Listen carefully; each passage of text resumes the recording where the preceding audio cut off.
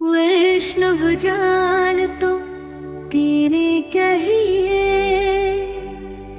जब पीड़ पर आए जान रे, पर दुखे उपकार करे तो ये मन अभिमान न आने रे।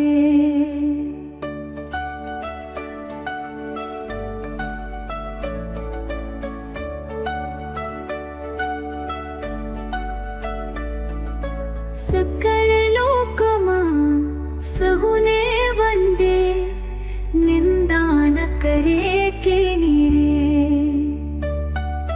वाच काच मन निश्चल राखे, धन धन जननी तेनी रे।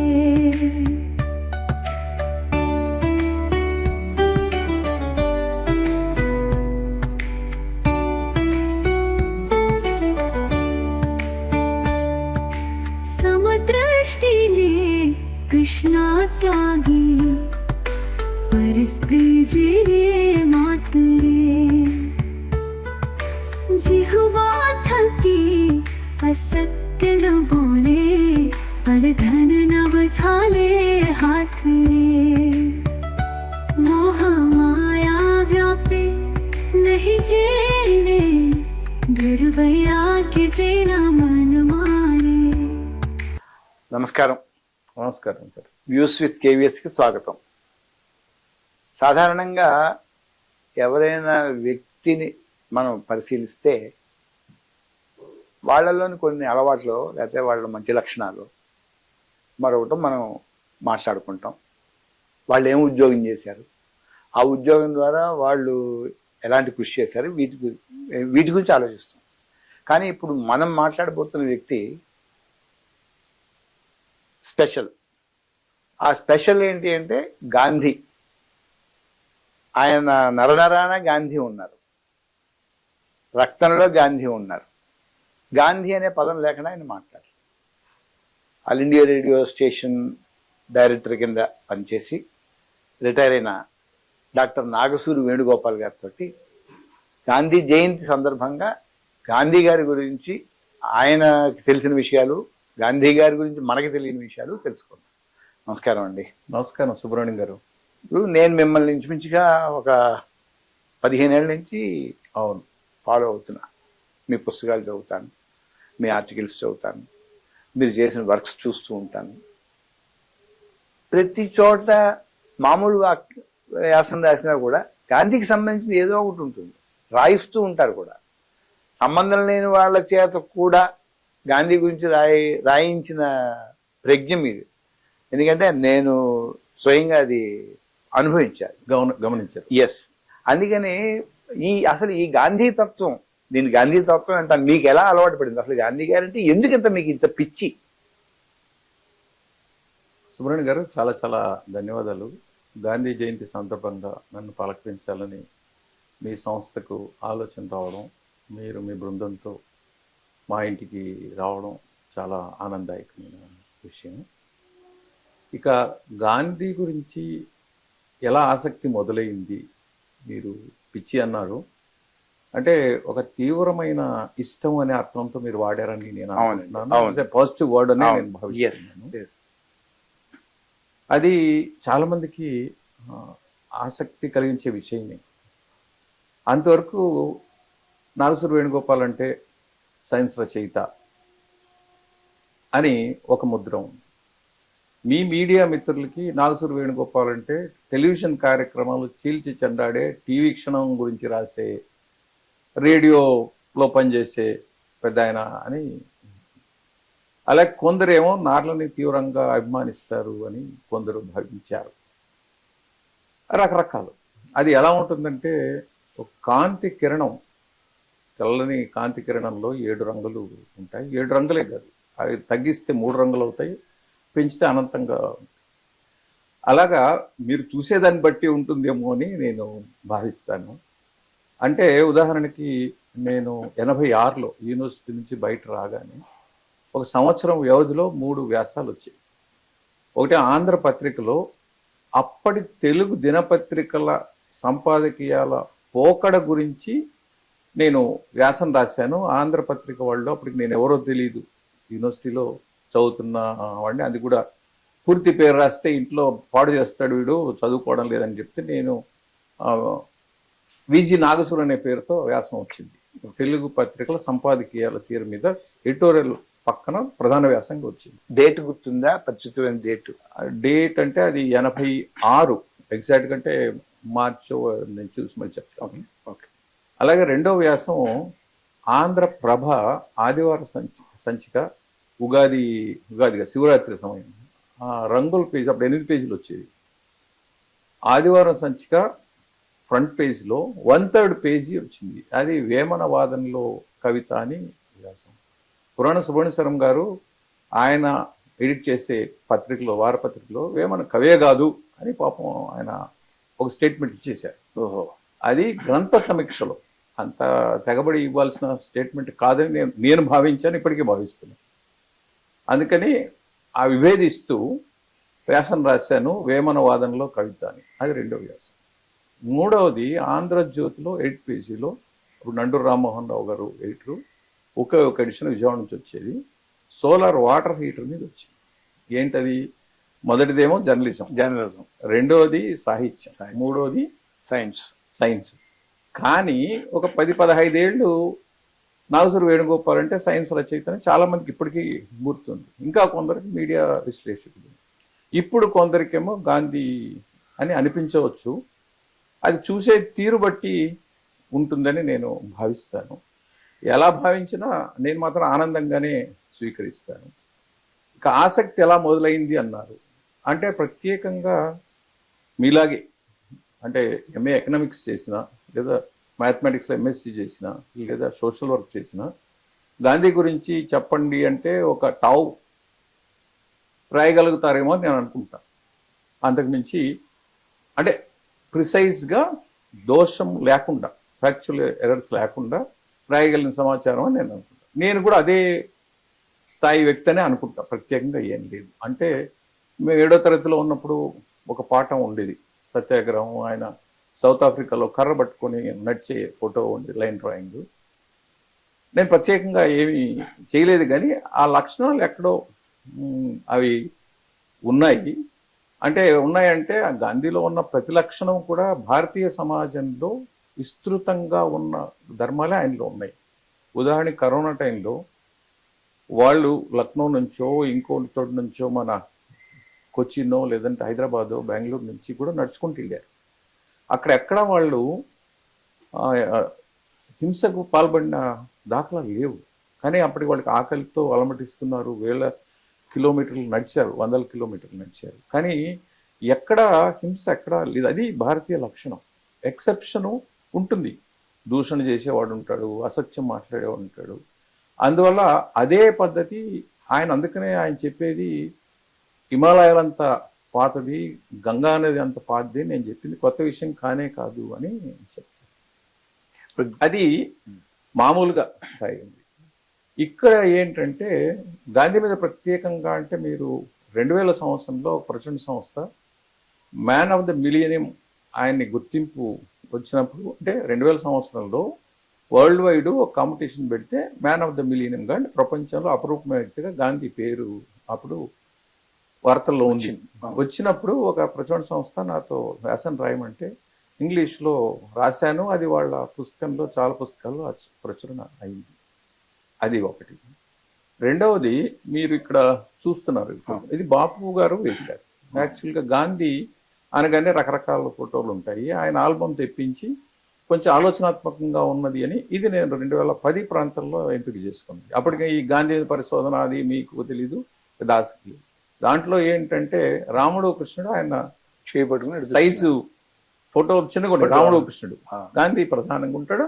ఆలోచనాత్మకుడు. చాలా మంది మా ఇంటికి వచ్చిన వాళ్ళు ఏంటండి అని అడుగుతుంటారు నన్ను, వాళ్ళు కూడా కొత్త అర్థం చెప్తూ ఉంటారు. అది విషయం కాదు.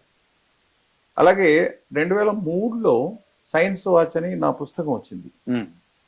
ఇది ఓకే. ఈ పుస్తకంలో మీరు చూస్తే గాంధీ ఫోటో ఉంది. ఇక్కడేమో సివి రామన్, ఇక్కడేమో ఐన్స్టీన్. అర్థమైందా? Okay. అంటే ఇక్కడ ఏంటంటే మ్యాన్ ఆఫ్ ది మిలియన్ అన్నప్పుడు ఈ శతాబ్దాన్ని ప్రభావితం చేసిన వ్యక్తులుగా అనుకున్నప్పుడు ఈయన గురించి వస్తుంది, ఈయన గురించి వస్తుంది. సైన్స్ గురించి కాబట్టి ఇండియన్ కంటెస్ట్ కాబట్టి సివి రామన్ నేను పెట్టాను. ఇది ఈ 2000 ప్రాంతంలో రాసిన వ్యాసం ఆధారంగా వచ్చిన పుస్తకాలు. అలాగే 2002 ప్రాంతంలో బాలమిత్రుల కథ సినిమా చూసినప్పుడు తీరిగా సినిమా వ్యాసం రాశాను. ఈ పుస్తకంలో మీకు కనబడుతుంది. ఇప్పుడు ఆశ్చర్యం అవుతుంది, మీరు ఎప్పుడైనా సినిమా చూస్తే గున్నమామిడి పాట మనకి చాలా ప్రచారంలో ఉన్నది పాట ఆ సినిమా. కానీ ఆ సినిమా చూస్తే నిజం చెప్పడం అబద్ధం చెప్పడం అన్న ఐడియా మీద కథ నడుస్తుంది. ఒక సినిమా తీశారు అంటే అలాంటి విషయం మీద సినిమా తీస్తారా అని ఇప్పటి వాళ్ళకి మీతో నాతో సహా ఆశ్చర్యం కలుగుతుంది. అది విశ్లేషించినప్పుడు గాంధీ తారసపడతాడని నేను 2002 ప్రాంతంలో ఆంధ్ర భూమి వెన్నెల సంచికలో రాశాను. ఇది నడుస్తున్న వ్యవహారం. అయితే కొంత 2005-06 ప్రాంతంలో కెఎస్ శాస్త్రి అని మద్దూరి అన్నపూర్ణయ్య బావమరిది. మద్దూరి అన్నపూర్ణయ్య అంటే రాజమండ్రి అల్లూరి సీతారామరాజు గారి క్లాస్మేట్. ఆయన ఆంధ్ర నేతాజీ అని అంటారు. పెద్ద జర్నలిస్టు. నార్ల గారి మొట్టమొదటి రచనని ప్రచురించిన వాడు మద్దూరి అన్నపూర్ణయ్య. కాంగ్రెస్ పత్రిక ఉత్తరం రాస్తే వేసిన వ్యక్తి. ఆయన బావమరిది కెఎస్ శాస్త్రి అని గాంధీ సెంటర్ ఇన్ఛార్జిగా పనిచేశారు విశాఖపట్నంలో. అప్పుడు కొన్ని పుస్తకాలు నాకు ప్రజెంట్ చేసి ఇప్పటికీ నా దగ్గర ఉన్నాయి. అంటే సైన్సు, టెక్నాలజీ, ఎన్వైరన్మెంటు, సోషల్ వర్క్ ఇలాంటి విషయాలు గాంధీ గురించి ఏం చెప్పాడు. ఇదంతా కాకుండా దీనికి మూల విరాట్ లాంటి అంశం అవుతుంది. మీకు అందరికి తెలుసు, వార్తా దినపత్రికలో నేను పర్యావరణం గురించి ప్రకృతి వికృతి అనే వ్యాసాలు రాశాను. దానికి స్టడీ చేస్తున్నప్పుడు ఒక 6 నెలల తర్వాత ఒక చోట ఈ కాలుష్యానికి పరిష్కారం గాంధీ అనే మాట తారసపడింది. నాకు అర్థం కాదు. గాంధీ గురించి ఏదో మనం సముద్రము, ఆయన నిస్వార్థంగా పనిచేశాడు, కర్ర పట్టుకున్నాడు, లేదంటే వేరుశనగ గుడి తిన్నాడు, ఇలాంటివి అనుకుంటాం మనం. ఇదేంటి అని చూస్తే లోతుగా విశ్లేషిస్తే అనిల్ అగర్వాల్ గారు విశ్లేషించారు. అనిల్ అగర్వాల్ అంటే డౌన్ టు ఎర్త్ ఎడిటరు. ఆయన centre for science and environment సంస్థ స్థాపకులు. ఇప్పుడు ఆయన లేరు, ఆయన క్యాన్సర్తో పోయారు. అది టైంలో అది ఫస్ట్ టైము పర్యావరణానికి సంబంధించిన కాలుష్య సమస్యకి గాంధీ మార్గం పరిష్కారం అని చెప్పినప్పుడు నాకు ఫస్ట్ అర్థం కాల. ఆ పుస్తకం అలా పెట్టేసి కాసేపు ఆలోచన చేసి మళ్ళీ వేరే మెటీరియల్ తెప్పించి చదువుతూ మొదలెట్టాను.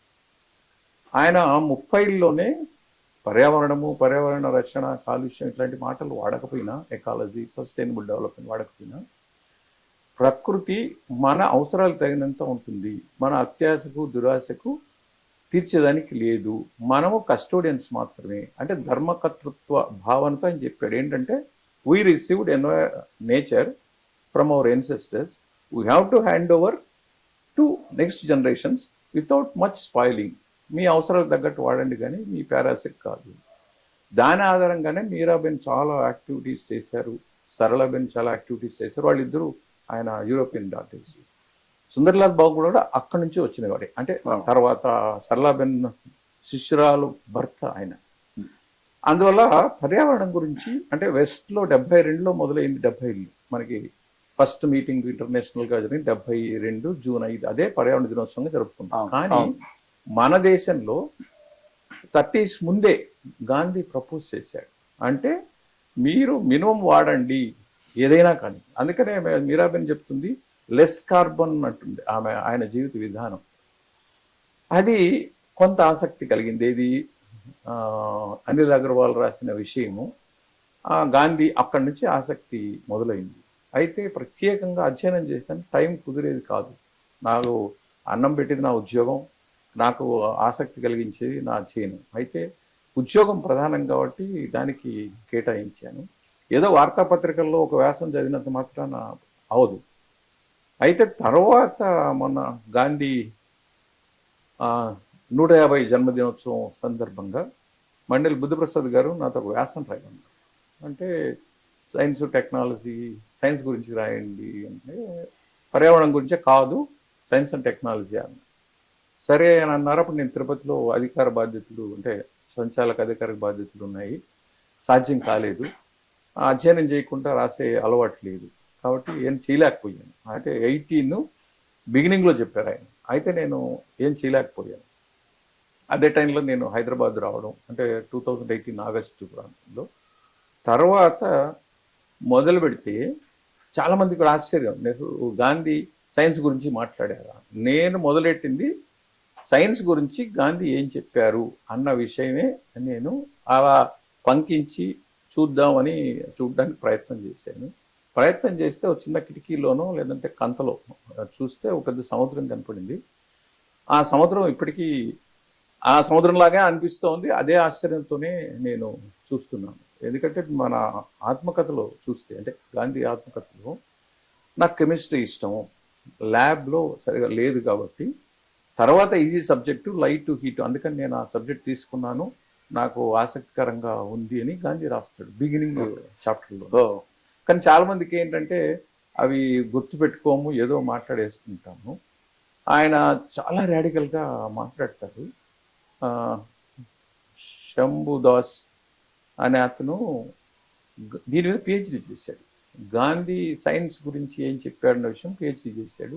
ఆయన Indian of rural management Anand అందులో పనిచేస్తున్న, బహుశా ఇప్పుడైనా వేరే ఉద్యోగానికి వెళ్ళి ఉండొచ్చు. నేను ఇంటర్నెట్లో సెర్చ్ చేస్తుంటే ఒక 50 పేజీల వ్యాసం కనపడింది. అది చాలా విషయాలు ఆయన ఎంత ప్రాక్టికల్గా ఉంటాడంటే ఈ న్యూట్రిషన్ వాల్యూస్ బట్టి మన భారతీయులు తినే ఆహారంలో ఏది మంచిది, ఏది ఈ అభిప్రాయాలు చెప్పండి అని డాక్టర్లకి ఆయన లిస్టు పంపితే సరైన జవాబు రాలేదని ఆయన బాధపడతాడు. అప్పట్లో ఆయుర్వేదం ప్రకటనలు వచ్చి ఇది ఇలా ఇప్పుడులాగే వింటే మీకు పురుషత్వం పెరుగుతుంది, ఇంకోటి అంటే అలాంటి ప్రకటనలు వద్దని కూడా ఆయన ఖండించాడు. అయితే ఏంటంటే ఇప్పటి రాజకీయ నాయకులుగా ప్రెస్ మీట్ పెట్టి మాట్లాడకుండా ఎక్కడైతే అవసరమో ఆ ప్రొఫెషనల్ బాడీస్లో ఇంటర్నల్ మీటింగ్లో గాంధీ చెప్పేవాడు. పబ్లిసిటీకి అంటే డాక్టర్స్ అసెంబ్లీ అవుతారనుకోండి, అక్కడ చెప్పేవాడు. లేదా ఎడ్యుకేషన్ రిలేటెడ్ అనుకుంటే యూనివర్సిటీ దీంట్లో చెప్పేవాడు. కానీ ప్రెస్ మీట్లో చెప్పి సెన్సేషన్ ఉండే ఆలోచన సందర్భానుసారం చెప్పుకుంటారు. నేను రిటైర్ అవ్వడం, హైదరాబాద్ రావడము, 150వ జయంతి సంవత్సరం రావడం, దాంతో గాంధీ మీద కొంత ఆసక్తి కలిగి ఒక సంవత్సరం పాటు మొదలెడితే 2019 జనవరి 30 సాక్షి, ఆంధ్ర జ్యోతి 2 పత్రికల్లో గాంధీ సైన్స్ గురించి ఏమన్నాడు. ఎందుకంటే బుద్ధప్రసాద్ గారి పుస్తకంలో నా వ్యాసం నేను రాయలేదు కనుక రాశాను. అయితే మన జర్నలిస్ట్ సోదరులు ఏంటంటే హెడ్డింగ్ చూసి అయితే 2 పత్రికల్లో ఒకే వ్యాసం పంపించంటే చాలా మందికి అలవాటు ఉంటుంది ఒకే వ్యాసం 2 పత్రికలు పంపించేది. లేదురా బాబు నువ్వు చదివి మాట్లాడు, చదవకుండా మాట్లాడకు ఆయన అని చెప్పింది.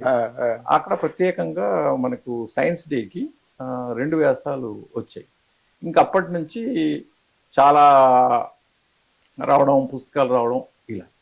ఇప్పుడు చెప్పండి మీరు. ఇప్పుడు మీరు పర్యావరణానికి సంబంధించి గాంధీ ఆదర్శం కావాలని ఇందాక అసలు ఏంటి ఆయన జీవన విధానం తీసుకుని ఆ మాట అన్నారా, లేకపోతే గాంధీ గారు ఇప్పుడు మేకపాలు తాగడం అవి పక్కన పెట్టండి, ఎవరు ఆరోగ్యానికి సంబంధించి చేసేవే, ఈ పర్యావరణానికి సంబంధించి ఆయన జీవన విధానం మనకు ఒకటి చెప్తుంది. దాని నుంచి మీరు మీ అబ్జర్వేషన్ ఏంటి? అంటే ఇక్కడ మీరు చాలా ఇంపార్టెంట్ పాయింట్ చెప్పారు.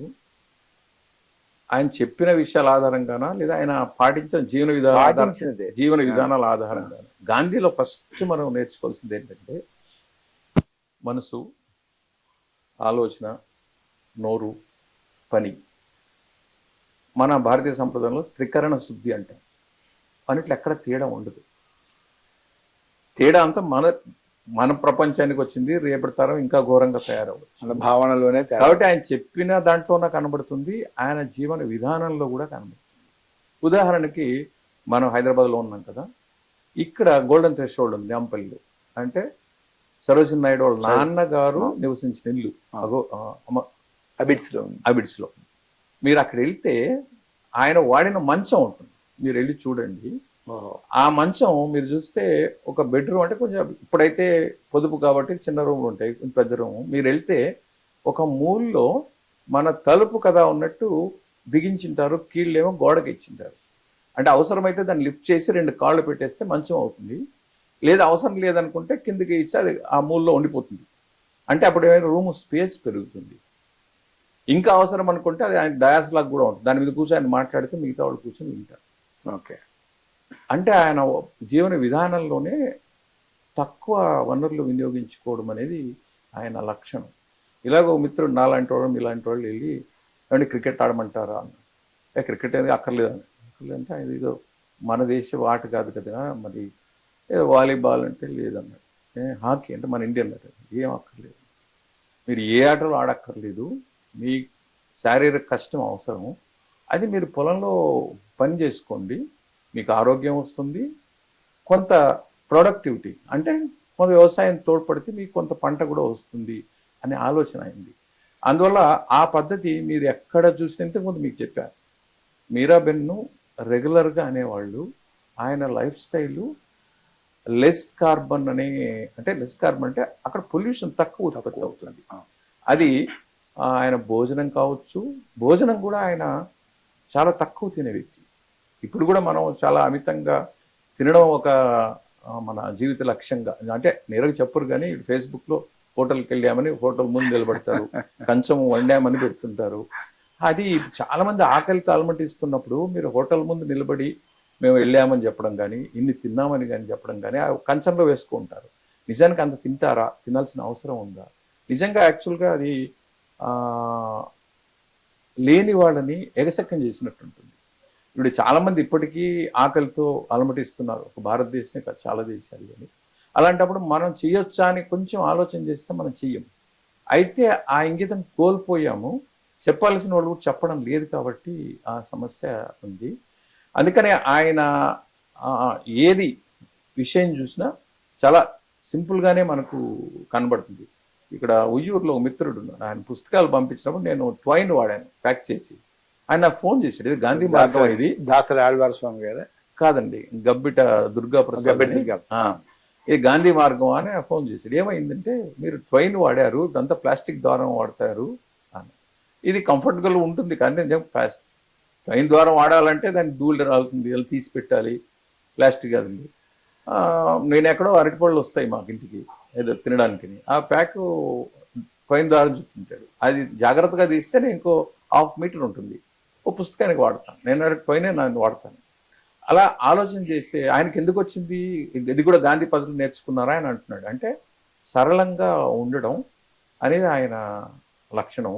తక్కువ తినేవాడు, తినేది కూడా ఆరోగ్యంగా ఉండాలి. అందుకని న్యాచురోపతిని విపరీతంగా ఆయన ప్రచారం చేశాడు.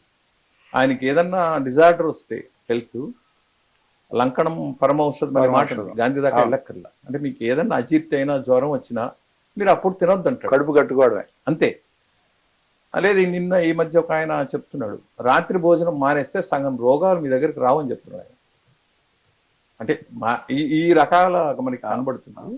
అందువల్ల మీరు చెప్తున్న దానికి నేను జవాబు ఇచ్చానే అనుకున్నాను. లేదా ఇంకే అస్పష్టత ఉంటే అడగండి, చెప్తాను. అస్పష్టత ఏం లేదు, మీరు చాలా వివరంగా చెప్పారు. కానీ ఇప్పుడు ఇందా క్రికెట్ గురించి అన్నారు, క్రికెట్ ఆడుకోవద్దు, దాని బదులు ఇంకేమైనా శారీరక శ్రమ చేయాలి. కానీ అలాంటి గాంధీ గారు ఇంగ్లాండ్ టీం మన దగ్గర వచ్చినప్పుడు, టూర్కి వచ్చినప్పుడు వాళ్ళ బ్యాట్ మీద ఆయన కూడా సంతకం చేశారు. మామూలుగా 12 మంది సంతకం ఉంటుంది, ఈయన 13వ వాడి ఎంకే గాంధీ అని సంతకం చేశారు. అంటే దానికి వ్యతిరేకతనే కాదు, మరొకటి కాదు, దేనికి వ్యతిరేకం కాదని చెప్పడం కోసం అనుకోవచ్చు. ఇప్పుడు ఒకసారి సైన్స్లోకి వద్దాం మనం. ఇప్పుడు ఈ సైన్స్తో పాటు ఈయన చెరక ఆయనే ఉడికేవారు. కానీ ఇప్పుడు అలాంటి వాళ్ళు ఎక్కడ కనపడరు. చెరక అవసరము లేదు, చెరకాని లేకపోతే గాంధీ గారు వాడిన వస్తువుల్ని మనం అలాగా గాంధీ గారికి సంబంధించి ఎక్కడో పెట్టుకోవడం చూడడం తప్ప మరొక ఇది లేకుండా పోయింది. ఈ సైన్స్ దగ్గరికి వచ్చేప్పటికి ఎట్లా మనం గాంధీ గారిని మనం ఎలాగా ప్రస్తుత సమాజానికి అన్వయించుకోవచ్చు? ఇప్పుడు చెరక అనేది అని ఒక సింబల్గానే తీసుకోవాలి, అంటే జీవిత విధానానికి ఒక సింబల్గా తీసుకోవాలి. ఇప్పుడు ఆయన దృష్టిలో ఎకనామిక్స్, ఎథిక్స్ రెండు ఒకటే అని అనిపిస్తుంది జాగ్రత్తగా చూస్తే. ఉదాహరణకి ఆయన మనకు చూస్తే ఆయనకి సైన్స్ తెలీదు, యంత్రాలు వ్యతిరేకించారు అని 70లో, అంటే ఆయన 48లో పోయారు. వెంకటేశ్వర్ లాంటి పెద్ద ఆయన కూడా 73లో ధనంజయ్ కీర్ పుస్తకం రాస్తా మాట రాశారు. కానీ అది కరెక్ట్ కాదు. మనం నార్ల గారి మీద గౌరవిద్దాము, విభేదించే విషయాలు విభేదిద్దాము, ఇది ఎక్కడికి మనం తీసుకోక్కర్లా. బీకే అహ్లువాలియా ఆయన శత జయంతికి అంటే గాంధీ శత జయంతికి ఫ్యాసెట్స్ ఆఫ్ గాంధీ అనే పుస్తకం ప్రచురించారు. ఓకే. దాని గాంధీ దర్శనం అనే పేరుతో తెలుగులో అనువాదం అయింది. పాల్గొం పద్మరాజు గారు, విద్వాన్ విశ్వము, బాలాంతరపు నళినీకాంతరావు ఇలాంటి వాళ్ళు ట్రాన్స్లేట్ చేశారు. అందులో సర్వేపల్లి రాధాకృష్ణ గారు ముందు మాట రాశారు. ముందు మాట రాస్తే ఇలా అనుకుంటారు, గాంధీ చెప్పింది ఇది అని ఆయన రాస్తాడు. 2వ పేరాలో 3వ పేరాలో ఏంటంటే ఆయన పళ్ళు క్లీన్ చేసుకునే పుల్ల కూడా యంత్రంగానే భావిస్తాడు, శరీరాన్ని కూడా యంత్రంగానే భావిస్తాడు. ఆయన ఎంత మాత్రం వ్యతిరేకత లేదు. అయితే ఏంటంటే ఆయన ఉద్దేశం, యంత్రాలు వచ్చి ఈ సంపద కొందరి దగ్గరే పోగుపడకూడదు, దాని యంత్రాలు రావడం వల్ల ఎక్కువ మంది ఉపాధి లేకుండా ఆకలితో అలమటించకూడదు. అందుకనే ఎకనామిక్స్ ఎథిక్స్ ఒకటే అని ఆయన లక్షణం, ఆ ఉద్దేశాన్ని ఓకే. అయితే మనకి ఏంటంటే అపార్థం చేసుకోవడం, అనర్థంగా మాట్లాడడం అనేది మనకు అలవాటు అయిపోయింది. మొన్నటిదాకా గాంధీ సినిమాలకు వ్యతిరేకము అనే మాట వినపడేది. నాకైతే కన్విన్స్ అయ్యేవాడిని కాదు. మీరు గమనిస్తే 7వ తరగతి పుస్తకంలో సత్య హరిశ్చంద్ర నాటకం చూశాడు, లేదా శ్రవణుడి పితృభక్తి చూస్తే ఆయనకి ఇష్టము అని మనం చదువుకున్నాం. మరి సినిమాని ఎందుకు వ్యతిరేకిస్తాడు? 2 దృశ్య రూపాలే, కాకపోతే టెక్నాలజీ తేడా ఉండొచ్చు. మనం ఏమీ గమనించకుండా మాట్లాడుతూనే ఉన్నాం. ఇటీవల ఒక ఆయన మహాత్మాన్ సెల్యులాయిడ్ అని ఒక పుస్తకం, 400 పేజీల పుస్తకం రీసెర్చ్ చేశారు. ఏంటంటే గాంధీ ఆధారంగా వచ్చిన డాక్యుమెంటరీస్, వీడియోస్, సినిమాలు వీటి ఆధారంగానే అనలైజ్ చేశాడు. గీసాలు తీసుకోలేదు. అక్కడ ఆయన చెప్పింది ఏంటంటే, కదలకుండా చీకట్లో 3 గంటల సేపు సినిమా కోసం స్పెండ్ చేయాల్సిన అవసరం లేదు అని ఆయన ఉద్దేశం.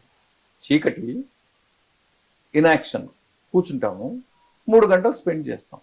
అట్లే నాటకాలను వ్యతిరేకించలేదు ఆయన. నాటకాలంటే వెలుగుంటుంది, లేవచ్చు, కూర్చోవచ్చు. అంటే ఇప్పుడంతా కాకుండా మీరు పల్లె ప్రాంతాల్లో చాలా లెజర్లీగా నడిచే దృష్టి ఆలోచన చేస్తే తెలుస్తుంది. అందుకని అపార్థం చేసుకోవడం అనేది అలవాటు అయిపోయిందేమో అని. అంటే ఆయన చెప్పిన ఉద్దేశం ఏంటంటే, ఇట్లా చీకట్టు కొట్టు లాంటి దాంట్లో ఉండాల్సిన అవసరం లేదు, అలాంటి దానికని సినిమాకి స్పెండ్ చేయక్కర్లేదు అని ఆయన చెప్పేది. అది ఆయన ఉద్దేశం. అలాగే సైన్స్ గురించి, చర్కా గురించి అనుకున్నా కూడా ఆయన దాన్ని సింబాలిక్గా తీసుకోమన్నారు. ఆయన మీరు ఆశ్చర్యపోవచ్చు కానీ, మన ఉప్పర్ లక్ష్మణరావు మీకు తెలుసు, బతుకు పుస్తకం రాసి. ఆయన సైన్స్లో చాలా పెద్ద వ్యక్తి. నుంచి రీసెర్చ్ పేపర్ రాసి ఇంగ్లీష్లో, తెలుగులో గాంధీ అంటే స్థానిక భాషలకి లేదంటే మాతృభాష చాలా ప్రాధాన్యత ఇచ్చాడు. ఆయన 2 పేపర్లు రాశాడు, ఒకే అంశం. ఇంగ్లీష్లో రాశాడు, తెలుగులో రాశాడు. తెలుగులో రాసిందేమో భారతీయులు వచ్చాయి. ఏంటంటే ఈ రాట్నం ఎఫిషియన్సీ గురించి. అది చాలా మందికి మీరు మాట్లాడాల్సిన విషయం చాలా అవసరం ఉంది. 1920-30 మధ్యలో గాంధీ రూరల్ పీపుల్కి సైన్స్ ఎట్లా తీసుకెళ్లాలనే దాని మీద చాలా వర్క్ చేశాడు. అతని సమీప బంధువు, తమ్ముడు కొడుకు, అన్న కొడుకు అనుకుంటా, మగన్లాల్ గాంధీ. అతనే సబర్మతి ఆశ్రమం మేనేజర్గా ఉండేవాడు. అతను ఈ విషయాలు టేక్ ఓవర్ చేశాడు, సైన్స్ వర్క్. అయితే ఆయన అర్ధంతరంగా చనిపోవడంతో ఆ తర్వాత వర్క్ ఎవరు టేకప్ చేయాలి గాంధీ ఉన్నప్పుడు. ఆయన ఏంటంటే మీరు ఆశ్చర్యపోతారు, రాట్నం సంబంధించి ఆయన ప్రపంచవ్యాప్త పోటీ పెట్టాడు. ఏది దాని ఎఫిషియన్సీ పెంచడానికి. ఏ సంవత్సరంలో? 1921 ఆ ప్రాంతంలో. 30 దాకా నడిచింది. 5,000 రూపాయలతో మొదలెట్టి బహుమతి మొత్తం ₹1,00,000 తీసుకెళ్ళాడు. అంటే 100 ఏళ్ల క్రితం 50,000, 70,000, 1,00,000 అంటే చిన్న విషయం కాదు. మరి డబ్బులకు అంత తక్కువ ప్రాధాన్యత ఇచ్చే వ్యక్తి ఎందుకు అంత చెప్పాడంటే, దాని మీద దృష్టి పెట్టాలి. మనకు లైట్లో సివి రామన్, లేదా కెమిస్ట్రీలో పిసి రే, లేదా జగదీష్ చంద్రబోస్ వైర్లెస్లో ఎంత గొప్ప వర్క్ చేశారో చర్కా సంబంధించి కూడా అంత వర్క్ చేయాలని గాంధీ అంటాడు. అంటే చర్కా అంటే చర్క కాదు, జీవన స్థితి అంటే అన్ఎంప్లాయ్మెంట్ ఉండకూడదు, వాళ్ళు జనసామాన్య ఆకలితో అలమటించకూడదు. మూడోది ఏంటంటే సంపద కొందరు వ్యక్తుల దగ్గర పోగు కాకూడదు. ఇది వీటికి అది సింబల్ అంతే తప్ప చర్క అంటే కూర్చోవాలి, ఇప్పుడు ఏంటంటే గాంధీ జయంతి వస్తే కూర్చుంటాం, మనం మాలో అంతవరకు కింద కూర్చోం, అప్పుడే కూర్చుంటాం, తిరుగుతూ ఉంటాం, ఫోటోకి పోజ్ ఇస్తాం, ఖాళీ కూడా అప్పుడే గుర్తొస్తుంది. మళ్ళీ వెళ్ళిపోతా ఉంటాం. కాబట్టి ఈ సింబాలిక్ పనులు కాకుండా ఆయన చెప్పింది మనము పాటించాలని నేను అనుకుంటా. ఇప్పుడు ఆ మధ్య హైదరాబాదు ఆకాశవాణిలో నేను సిరీస్ ఆఫ్ ప్రోగ్రామ్స్ చేసి ఒక మిత్రుడు వచ్చాడు, గాంధీ గుడి కట్టారు, మనం వెళ్ళి చెయ్యాలి, ఏం చేస్తారు అని. ఆయన ప్రతి మత స్థలాన్ని కూడా విభేదించాడు, మతం పాటించే విషయాలు పాటించమన్నాడు. అది సత్యం కానీ, ధర్మంగా ఉండడం కానీ, పడటోపం లేకుండా ఉండడం కానీ, లేదా స్త్రీ వ్యామోహం కానీ, డబ్బులు ఆశించడం కానీ, ఇలాంటివి కోరుకోమని కానీ పొందమని కానీ ఏ మతం చెప్పల. అది మీరు ఏ మతం అన్నా తీసుకోండి, దాన్ని ఏం కావాలని నేనేం అడగలేదు, చెప్పలేదు. అది తీసుకోవడం వదిలేసి మనం ఈ రకరకాల పనులు చేస్తుంటాం. అందుకనే ఆయనతో గాంధీని నిజంగా దగ్గర నుంచి చూస్తే ఇప్పుడు దేశభక్తి అంటే నీ పొరుగు దేశం వ్యక్తికి కూడా నీ దేశభక్తి ఇబ్బంది కలగకూడదు అంటాడు. నీ పొరుగు దేశ వ్యక్తికి కూడా నీ దేశభక్తి ఇబ్బంది కలగకూడదు అంటే నేషనలిజం, ఇంటర్నేషనలిజం అనే అంతరాలు కూడా చెరిగిపోతాయి. మీరు ఏమైనా కావాలంటే జేపీ కృపలాన్ గారి అనాలిసిస్ చూడండి, it is available, public domain లో చాలా ఉంది. అది కాబట్టి మనం చదువుకోకపోవడంతో ఉన్న సమస్య. ఇప్పుడు పారిశ్రామిక అదే ఆయన యాంత్రీకరణకి వ్యతిరేకం, యాంత్రీకరణ వస్తే డబ్బంతా ఒకే చోట పోగుపోతుందని చెప్పారు. యాంత్రిక వ్యతిరేకం కాదు, యంత్ర వ్యామోహానికి వ్యతిరేకం. ఇప్పుడు జరుగుతుంది అదే. ఇప్పుడు అంటే అక్కడ మనం గమనించాల్సింది ఏంటంటే బుద్ధుడు ఒక జంక్చర్లో మనకు ఎంటర్ అయితే ఇంకో జంక్చర్లో మనకు గాంధీ ఎంటర్ అవుతాడు. అంటే అప్పుడప్పుడే వెస్ట్ నుంచి మెకనైజేషను, ఈ మోడర్న్ రినైజాన్స్ రావడం, మనకి యంత్రాలు కానీ లేదా అక్షయంత్రం కానీ ఇవన్నీ కూడా దాదాపు అదే టైంలో వచ్చాయి. ఆయన ఆ జంక్షన్లో వచ్చాడు కనుక దాన్ని విజువలైజ్ చేశారు. ఆయన విజువలైజ్ చేసి ఇలాగుంటే జనాలు వ్యామోహంలో ఉంటారు. ఆయన టెలివిజన్ అప్పటికి పెద్ద పాపులర్ లేదు, మొబైల్ రాలా, కంప్యూటర్ రాలా, ఇంటర్నెట్ రాలా, కానీ మానవ లక్షణాన్ని ఆయన గేస్ చేశారు. బుద్ధుడు జంతువు లేదా హింస అని చెప్పాడంటే అప్పట్లో మన సమాజము పచ్చి మాంసాన్ని తినే దశ నుంచి మెరుగవుతుంది. ఆ టైంలో ఆయన వచ్చాడు, అప్పటిది అవసరం కాబట్టి ఆయన చెప్పాడు. అంతే తప్ప దాన్ని ఇంకో రకంగా చిలవల పొలవలుగా రకరకాలు మాట్లాడడం భావం కాదు. ఆయన ఇలాగ ఇంకో విషయం కూడా మీకు చెప్తాను. ఆయన యంత్రాలకు వ్యతిరేకం అనేది కానే కాదు, టెలిఫోను రెగ్యులర్గా ఆయన వాడేవాడు. ఆ టెలిఫోన్ కూడా ఈయన చెప్తే దేశం కదులుతుంది అని బ్రిటిష్ వాళ్ళకి తెలుసు, ఎందుకంటే భారతదేశం చాలా పెద్ద చరిత్ర ఉంది. గాంధీకి పూర్వము ఏ ఒక్క వ్యక్తి మొత్తం దేశాన్ని కదల్చలేదు, ఒక తాటి మీద నడవలేదు. గాంధీ సాధించిన విషయం అదే. ఇప్పటిలాగా మన టీవీ ఛానళ్ళు, ఇంటర్నెట్లు, యూట్యూబ్లు ఏమి లేవు, పత్రికలు లేవు, భాష ఒకటి కాదు, కల్చర్ వేరు, అదే మన స్వభావాలు వేరు. అలాంటి పరిస్థితిలో ఆయన జీవన విధానం ద్వారా, మాటల ద్వారా కాదు, కేవలం ఆయన రూపు ద్వారా. అందుకని ఆయన గోచి కట్టుకున్నాడంటే యాక్చువల్గా అంటే చాలామంది అలాంటి జనసామాన్యం ఉన్నారు కాబట్టి సింబాలిక్గా ఆయన తీసుకున్నారు. అట్లనే ఆడవాళ్ళని ఆ డ్రెస్ వేసుకోమని చెప్పాల, ఆయన దాన్ని స్టడీ చేశాడు. మన వెదర్ ఏంటి, కల్చర్ ఏంటి, అవి గమనించి ఇప్పుడు వెస్ట్ కంట్రీ లాంటి దాంట్లో ఇలాగ వెళ్ళండి అంటే కుదరదు, ఎందుకంటే చలి ఉంటుంది. ఆయన అవన్నీ స్టడీ చేశాడు, వెదర్ స్టడీ చేశాడు, కల్చర్ స్టడీ చేశాడు. అందుకని మగాళ్ళతో గోచి కట్టుకోమని చెప్ప, మిగతా వాడిని నేను కట్టుకోమని చెప్పలా. అది కూడా ఏంటంటే మనం ఎంత పరిశ్రమ చేస్తే ఆయన బెంగాల్ వైపు నుంచి మద్రాసు వెళ్తున్నప్పుడు దారిలో ఆయనకు ఆలోచన వస్తుంది. ఇప్పుడు అక్రాజ్ రామపతి లాంటి వాళ్ళు అయితే ఆయన దుర్గాబాయి దేశ్ముఖ్ మీద రాసిన పుస్తకంలో మన రాయలసీమ ప్రాంతంలో అంటే లైన్ అదే, అంటే ట్రైన్, అక్కడ పొలాల్లో పనిచేస్తున్న జనాల్ని గమనించి ఎండలో పనిచేస్తుంటారు, మహా అంటే ఏదో కొంత ఆచ్ఛాదనకు చిన్న అంగవస్త్రం ఉంటుంది, అందుకని దాని నుంచి ఆయన సింబల్గా తీసుకున్నారని.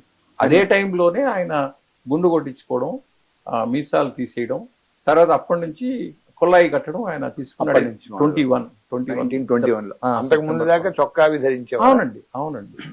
ఒకప్పుడు బిగినింగ్ లో కస్తూర్బాతో నువ్వు ఫ్యాషనబుల్ గా ఉండాలా అని కూడా అడిగిన సందర్భాలు ఉన్నాయి, తను సూటు బూటు వేసుకున్న సందర్భాలు కూడా ఉన్నాయి. అయితే ఏంటంటే భారతదేశ సంస్కృతితో జనాలతో మమైక్యం అయ్యాడు. అందుకనే ఆయన్ని ఆల్మోస్ట్ దేవుడి రూపంగానే పరిగణించారు. అందుకనే గాంధీ చనిపోయినప్పుడు ఈ దేశంలో వాళ్ళ ఇంటి వ్యక్తి పోయాడనే అనుకుని దీంతో అత్యధిక సంఖ్యలో వాళ్ళు స్నానాలు చేశారు. నదీ స్నానం, బావి స్నానం. మరి అంతకుముందు ఎవరు చేయలేదు, తర్వాత చేయలేదు. అది మీరు ఒప్పుకున్నా ఒప్పుకోకపోయినా ఒక వాస్తవం. అలాగే ప్రపంచవ్యాప్తంగా క్రిస్టియానిటీలో ఎక్కువ సంఖ్యలో పుస్తకాలు ఉన్నాయి. తర్వాతది గాంధీ ఆలోచన గురించి తక్కువ అధ్వానంగా ఆలోచన చేసేవాళ్ళు ఎవరైనా ఉన్నారంటే నేను భారతదేశం వాళ్ళని అనుకుంటాను నేను వరకు. ఎందుకంటే ఆ మధ్య సింగీత శ్రీనివాసరావు గారు అమెరికా అమ్మాయి సినిమా తీశారు. అక్కడ ఆ వెస్ట్ లో వచ్చిన అమ్మాయి కోడలుగా వచ్చినప్పుడు ఇండియన్ సాంప్రదాయం అని ఆమె ఒక ఫోటో పెడుతుంది. రామకృష్ణ పరమహంసే అదే వివేకానంద్. నేను సింగీత శ్రీనివాసరావుని అడిగా ఎట్లా సింబల్ అవుతారు, వాట్ ఈస్ యువర్ ఐడియా అని. ఆయన మెడ్రాస్ లో ఉంటారు, నాకు బాగా తెలుసు. అంటే చాలా విషయాలు చెప్తూ మేము అక్కడ వెళ్తే అక్కడ సుబ్రహ్మణ్యం, శ్రీనివాసరావు, సుబ్బారావు అనుకుంటా యువర్ గాంధీ అంటే యువర్ ఇండియన్ అనే దానికి గాంధీ అనే పదాన్ని వాడుతున్నారు. సమానార్థంగా వాడుతున్నారు. అది గాంధీ రెప్యుటేషన్. ఇప్పటికీ మన బయట నుంచి ప్రధానమంత్రి రాష్ట్రపతి వస్తే ఆ సబర్మతి ఆశ్రమంకి వెళ్ళడం, గాంధీని దర్శించడం, రాజ్ఘాట్కి వెళ్ళడం, దర్శించడం అనేది బయట వెళ్తే మన దేశానికో మన పార్టీకో కరెన్సీ అంటే చలామణి పెరుగుతుంది. అది గాంధీకున్న సార్వత్రికత. కానీ మన దగ్గరికి వచ్చాడు ఏంటంటే మనం సౌత్ లో ఉన్న వాళ్ళంతా నార్త్ వాళ్ళకి మద్రాసీలు, అక్కడ గాంధీ ఇప్పుడు అదే గాంధీ అంటే గుజరాతీ అనుకుంటాం. నేను అనేది మద్రాసీలు మనం తెలుగు రాష్ట్రాలైనా మన మద్రాసీలు అంటారు. ఈ తత్వం ఆ విదేశాలకు వెళ్ళేప్పుడు గాంధీ అయ్యాము అంటున్నాను చెప్పడం. అంటే అది ఎంత ఉన్నతమైన ఆలోచన ఈ విషయాలు. ఎందుకంటే మనకున్న విభేదాలు. ఎక్కువ మంది గాంధీ మీద ఆసక్తి విదేశాల్లో ఉంది, తక్కువ ఆసక్తి బహుశా భారతదేశంలో ఉంది అని చెప్పడానికి ఏంటంటే గాంధీ ఒక గుజరాతీ వ్యక్తి, లేదా కోమటి వ్యక్తి, లేదా రాజాజీకి వియ్యంకుడు, లేదా సర్దార్ వల్లభాయ్ పటేల్కి సొంత గుజరాతీ వ్యక్తి అని మనం అనుకుంటాం. బయట వెళ్తే గాంధీ ఈజ్ అన్ ఇండియన్, మీరు వెళ్ళినా ఇండియన్. అందుకనే యువర్ గాంధీ అని. అందుకనే ఇప్పుడు మరి అక్కడ మీరు గమనిస్తే మానవ హక్కులు అంటే గాంధీ అక్కడ కనబడతారు. ఇప్పుడు ఇండియన్ ఒపీనియన్ పత్రిక ఆయన సౌత్ ఆఫ్రికాలో నడిపారు. ఆయన భారతదేశం వచ్చేసినాక ఆయన రెండో కుమారుడు మణిలాల్ ఆ పత్రికను నడిపాడు. అప్పటిదాకా ఏంటంటే భారతీయులు హక్కుల వరకు ఆ పత్రిక నడిచింది. Then it was converted into journal for human rights. కాబట్టి అంత విస్తృతి గాంధీలో మనకు కనబడుతుంది. గాంధీ మనకు వరకు అయితే మన తెలుగులో 2000 తర్వాత కొంత ఆసక్తి పెరిగింది. భారతదేశంలో అయితే 80s నుంచి పెరిగింది. దానికి ఈ మధ్య నరేంద్ర మోడీ ఏదో మాట్లాడినప్పుడు రకరకాల చర్చ జరిగింది. కానీ గాంధీ సినిమా వచ్చిన తర్వాత చాలా ఆసక్తి ప్రపంచవ్యాప్తంగా పెరిగింది. దానికి సందేహం ఏం లేదు. ఇప్పుడు ఒక దూషణలు, దుమారాలు అది వేరే వ్యవహారం. ఆ సినిమా రాయడానికి ఒక పుస్తకం ఉంది. ఆ పుస్తకం పేరు ఒకసారి చెప్తారా? ఆ సినిమా రాయడానికి మాతృక లూయిస్. ఆ పుస్తకం ఒకసారి తీసుకోండి, వెనుకున్నది ఇదే. లూయిస్ ఫిషర్ రాసిన పుస్తకం. ఆయన ఆ సినిమాకు ఆధారం. దీనికి కారణం ఏంటంటే అటెన్బెరో అని అంటుంటారు. రిచర్డ్ అటెన్బెరో ఆయనకి ఆపాదించారు. కానీ నిజానికి ఆ సినిమాకు మూల విరాట్ అనుకుంటే మనం మోతిలాల్ కొఠారీని చెప్పాలి. మోతిలాల్ కొఠారీ మహారాష్ట్ర ప్రాంత వ్యక్తి, గుజరాతీ నోయింగ్ పర్సన్. ఆయన యూకేలో సెటిల్ అయిన వ్యక్తి. అట్లేదు ఎంబసీలో అక్కడ పనిచేస్తున్నారు. పనిచేస్తే ఆయనకి అనారోగ్యం ఏదో ఉంది, ఏదో చెయ్యాలి ప్రపంచానికి అని అనుకొని ఆలోచన చేసి గాంధీ జీవితాన్ని ఆధారంగా ఒక సినిమా తీయాలని అనిపించింది ఆయన. అప్పుడు ఈ పుస్తకాన్ని తీసుకెళ్ళి అటెన్బెరోకి ఇస్తాడు. ఇస్తే అటెన్బెరో పెద్ద ఆసక్తి కలగలేదు, మొదలెడుతుంది, మళ్ళీ చేస్తామంటాడు, మళ్ళీ ఆగిపోతాడు. దాంట్లో చాలా ఉన్నాయి. ఏంటంటే అది గాంధీ 100వ జయంతికి సినిమా చేయాలని అనుకుంటారు, కానీ అది కాదు. అందులో మళ్ళీ గాంధీ 100వ జయంతి 100వ జయంతి సంవత్సరం వెళ్ళిపోయింది. నెహ్రూ గారు చనిపోయారు. మనకు జాగ్రత్తగా గమనిస్తే లాల్ బహదూర్ శాస్త్రి ఉన్నప్పుడు వాళ్ళు బృందంగా వచ్చి కలుస్తారు. అప్పుడు అటెన్బెరో కాదు, ఇంకో డైరెక్టర్. ఓకే. అక్కడ కూడా కలవడం ఉంది. రకరకాల కారణాలతో ఉంది. ఎమర్జెన్సీ రావడం కూడా, సినిమా షూటింగ్కి రావడానికి చాలా లేట్ అయింది.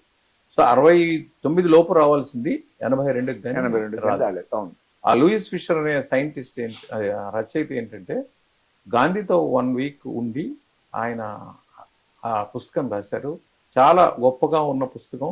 ఇప్పుడు ఒక మిత్రుడు నాకు బహుకరించాడు, అనకాపల్లిలో ఉంటాడు ఆయన, బుచ్చిరాజు అని. ఆయన సంవత్సరంలో ఒకసారి చదువుతాడు ఆ పుస్తకం. మీ దగ్గర ఉందా లేదా అంటే, నాకు లేదంటే ఆయన పంపించారు. అంటే చాలా పుస్తకాలు వచ్చాయి. అయితే ఆ పుస్తకాన్ని ఆధారంగా తీసుకుని మోతిలాల్ కుటారి ఆయన చాలా స్పష్టంగా చెప్పాడు. ఈ విషయం రామచంద్ర గుహ ఒక 12 ఏళ్ల క్రితం రాసేదాకా మనకు తెలియదు. మొత్తం ఏమో అటెన్బెరోకు అట్రిబ్యూట్ చేస్తున్నాం. హిస్టారియన్ రామచంద్ర గుహ చెప్పేదాకా అటెన్బెరో గురించే చెప్తున్నాం. కానీ అసలు కారణం వచ్చి మోతిలాల్ కుటారి.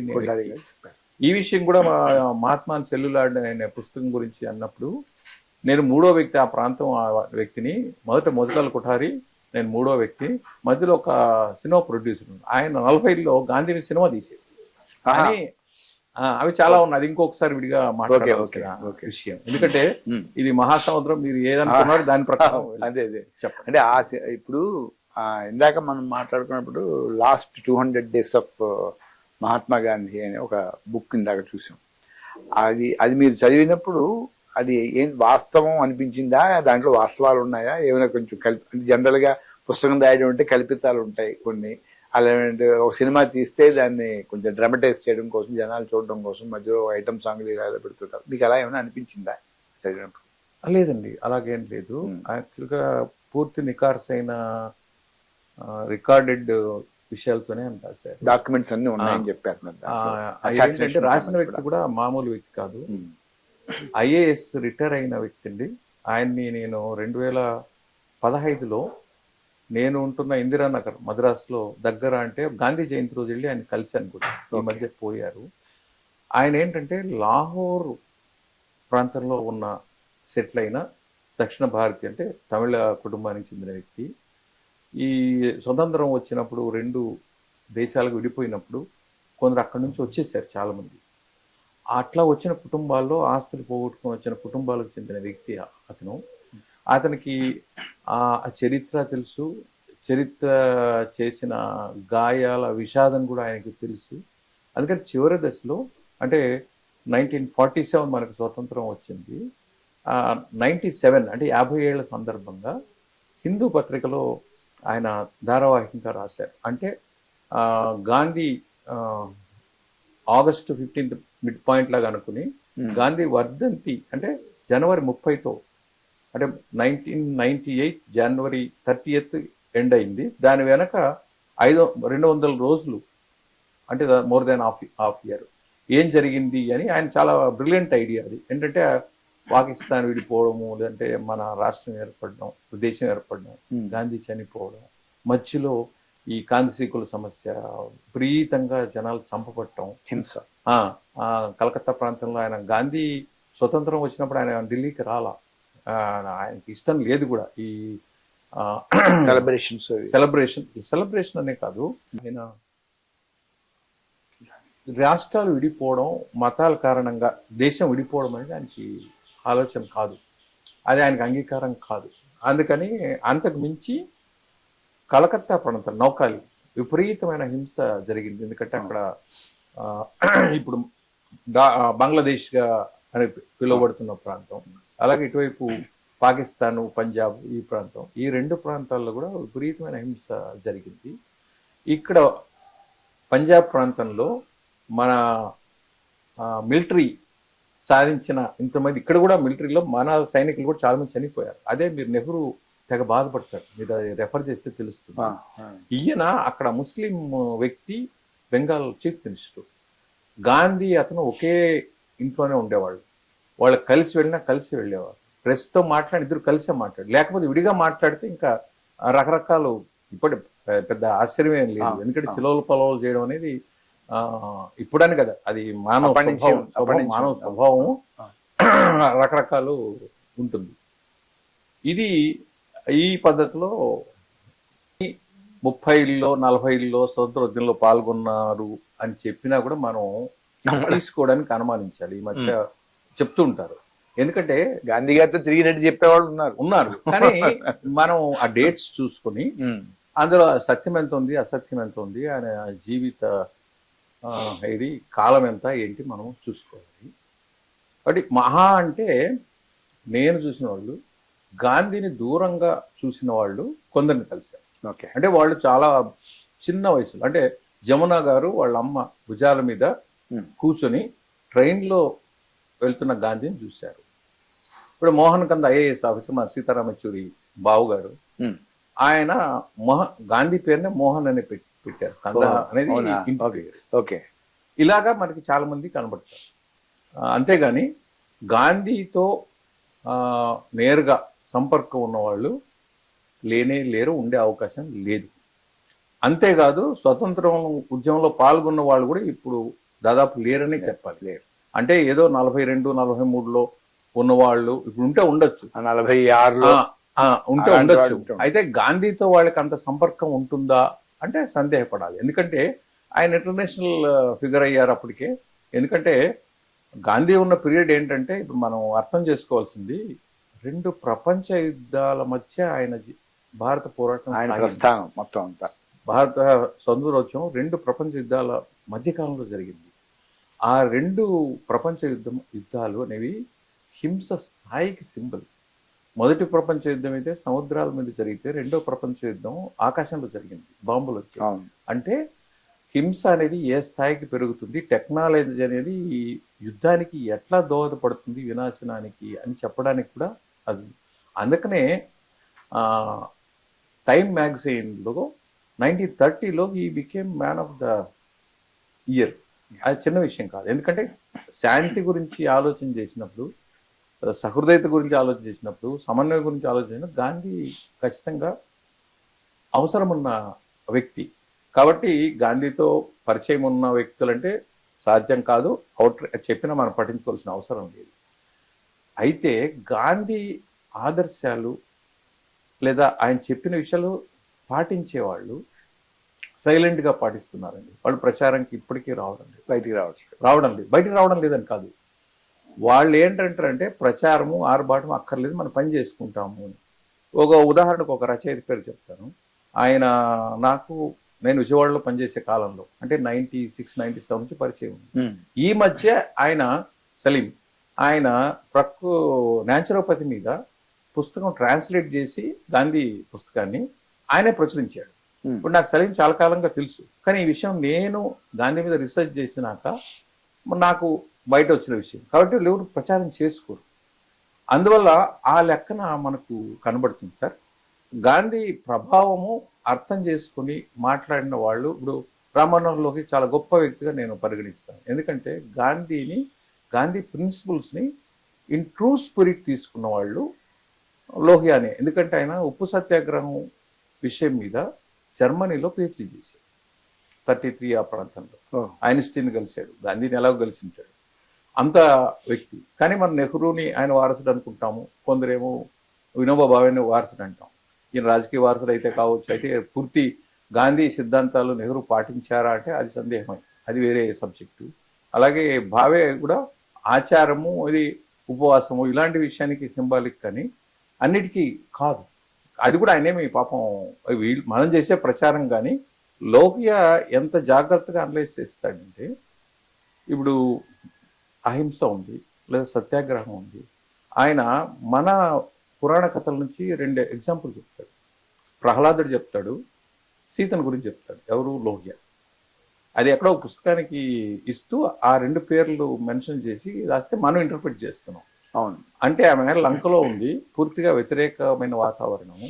ఆమె ఎక్కడ ఆ శత్రువు సామర్థ్యం చూసి భయపడి ఆమె లొంగలేదు, అట్లని దూషించలేదు, అట్లని ఆమె దారి వదలలేదు. అలాగే ప్రహ్లాదుడు వాళ్ళ నాన్న రాజు రోజు చెప్తున్నాడు అన్ని మార్గాలు, కానీ ఆయన వినలేదు. ఇప్పుడు అది కథనా, వాస్తవమా, అవాస్తవమా, పురాణమా, కాలమా ఆ చర్చ అక్కర్లా. మీరు కథగా తీసుకున్నా అందులో నీతి వరకే తీసుకోవాలి. ఆ లెక్కన గాంధీని పూర్తిగా ఇంటర్ప్రిటేషన్ ఇచ్చిన వ్యక్తి, ప్రాపర్గా ఇచ్చిన వ్యక్తి, ఇండియన్ కాంటెక్స్లో ఇచ్చిన వ్యక్తి లోహియా. అంతేగాని మనం లెఫ్ట్ రైట్ ఇది అదిని మనము తీసుకోవాల్సిన అవసరం ఇప్పటి లేదు. విషయం అసలు మాట్లాడే సైలెంట్ గా గాంధీ గురించి వర్క్ చేసిన వాళ్ళు చాలా మంది ఉన్నారు.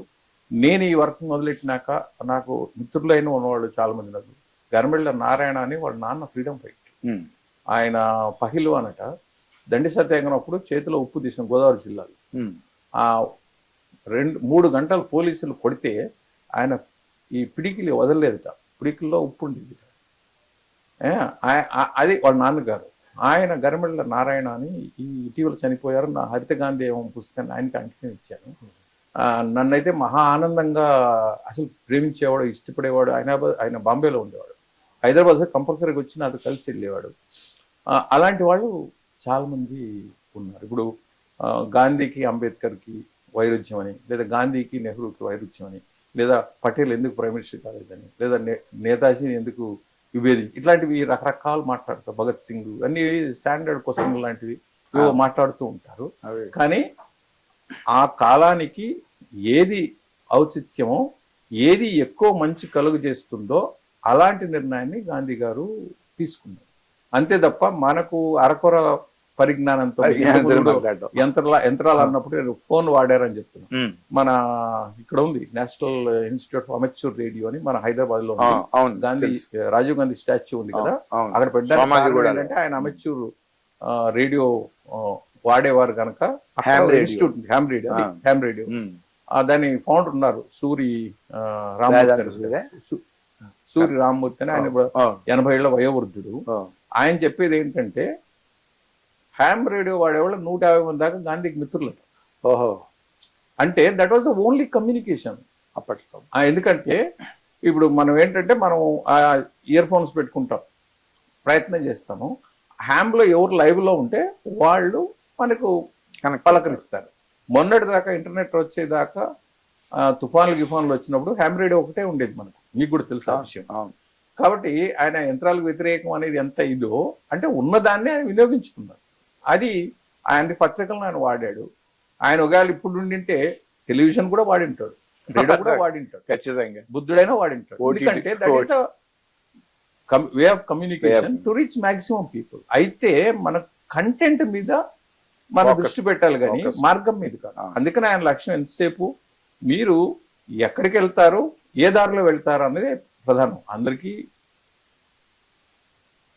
హాయిగా ఉండాలి, ఇబ్బంది పడకూడదు, అదే సమయంలో హింస జరగకూడదు. హింస జరగడం అంటే ఉన్నదాన్ని మనం పోగొట్టుకోవడం కూడా. హింస జరగడం అంటే మన శత్రువాస్తితో పాటు మన ఆస్తి కూడా పోతుంది, అవును, అనవసరమైన విషాదం వస్తుంది. అందుకనే ప్రపంచంలో ఏ ఉద్యమం లేనంత స్థాయిలో మహిళలు పిల్లలు కేవలం భారత స్వతంత్రంలోనే ఉద్యమంలోనే పాల్గొన్నారు. అప్పటి జనాభా 40 కోట్లు అనుకుంటే సుమారు 4 కోట్ల మంది ఈ స్వతంత్రం నేరుగా పాల్గొన్నారు. అంత పెద్ద సంఖ్యలో ఏ దేశంలో ఇంత పాల్గొన. దానికి కారణం ఏంటంటే పాల్గొన్న ఇబ్బంది లేదు, స్త్రీలు పిల్లలు అంత స్త్రీలు అంత పెద్ద ఎత్తున పాల్గొన్నది ఒక్క భారతదేశం. అది కదిలించగలిగిన వ్యక్తి మహాత్మా గాంధీ. ఇప్పుడు ఒక స్త్రీ వచ్చిందంటే ఇంకా మనం బర్త్డే వస్తే ఆయన మళ్ళీ భార్యను కన్విన్స్ చేయాలి, పిల్లల్ని కన్విన్స్ చేయాలి. స్త్రీ వచ్చింది అనుకోండి మొత్తం కుటుంబం అంతా వెళ్ళిపోతుంది. దశ మీకు మొదట కస్తూర్బాకి చెప్పడు, ఆయన కస్తూర్బాని పిలవడు. వెళ్తున్నారు, ఈయన కస్తూర్బా వచ్చి ఏమిది నాకేం లోపమో, నేను ఎందుకు పాల్గొనకూడదంటే నువ్వు వాలంటరీగా రావాలా, నువ్వు నా భార్యగా రాక్కర్లేదు, నీకు ఇష్టం ఉంటే రా, అంతేగాని నిన్ను పిలవనని చెప్తారు. అక్కడ మీరు జాగ్రత్తగా గమనిస్తే పురుషుల్ని జైల్లోకి వెళ్తే వ్యవహారం వేరు, స్త్రీలు జైల్లోకి వెళ్తే మొత్తం రూల్స్ ఆటోమేటిక్గా మారిపోతాయి. వాళ్ళు అంత క్రూరంగా మాట్లాడే పోలీసులు కూడా జాగ్రత్తగా మాట్లాడేవాళ్ళు. అది గాంధీ గమనించాడు. అందుకనే మనకి ఈ మధ్య నేను యోజన పత్రిక వాళ్ళు ఇప్పుడు అక్టోబర్ 2వ తేదీ ఆ సంచికలో వస్తుంది. రాజా రామ్మోహన్ రాయ్ నుంచి గాంధీ దాకా ఈ స్త్రీల గురించి మాట్లాడిన, స్త్రీల పతాన్ని గమనించి మాట్లాడిన శ్రీదేవి అని, ఆమె యూనివర్సిటీ కాలేజ్ ప్రిన్సిపల్ గా పనిచేశారు, K Sridevi. Gandhi and emancipation of women అని అద్భుతమైన పుస్తకం రాశారు. ఈ మధ్య దాన్ని 300 పేజీల పుస్తకం మళ్ళీ నేను తిరిగేశాను. ఇది తిరిగేయడానికి కారణం ఏంటంటే 48లో నార్ల గారు వేటూర్లు రాశాడు ఆంధ్రప్రభలో భారత నారిని. ఆయన ఏమంటారంటే భారతదేశంలో 300 సంవత్సరాల్లో మహిళ సాధించిన ప్రగతి గాంధీ హయాంలో 30 ఏళ్లలో సాధించాము అని రాశాడు.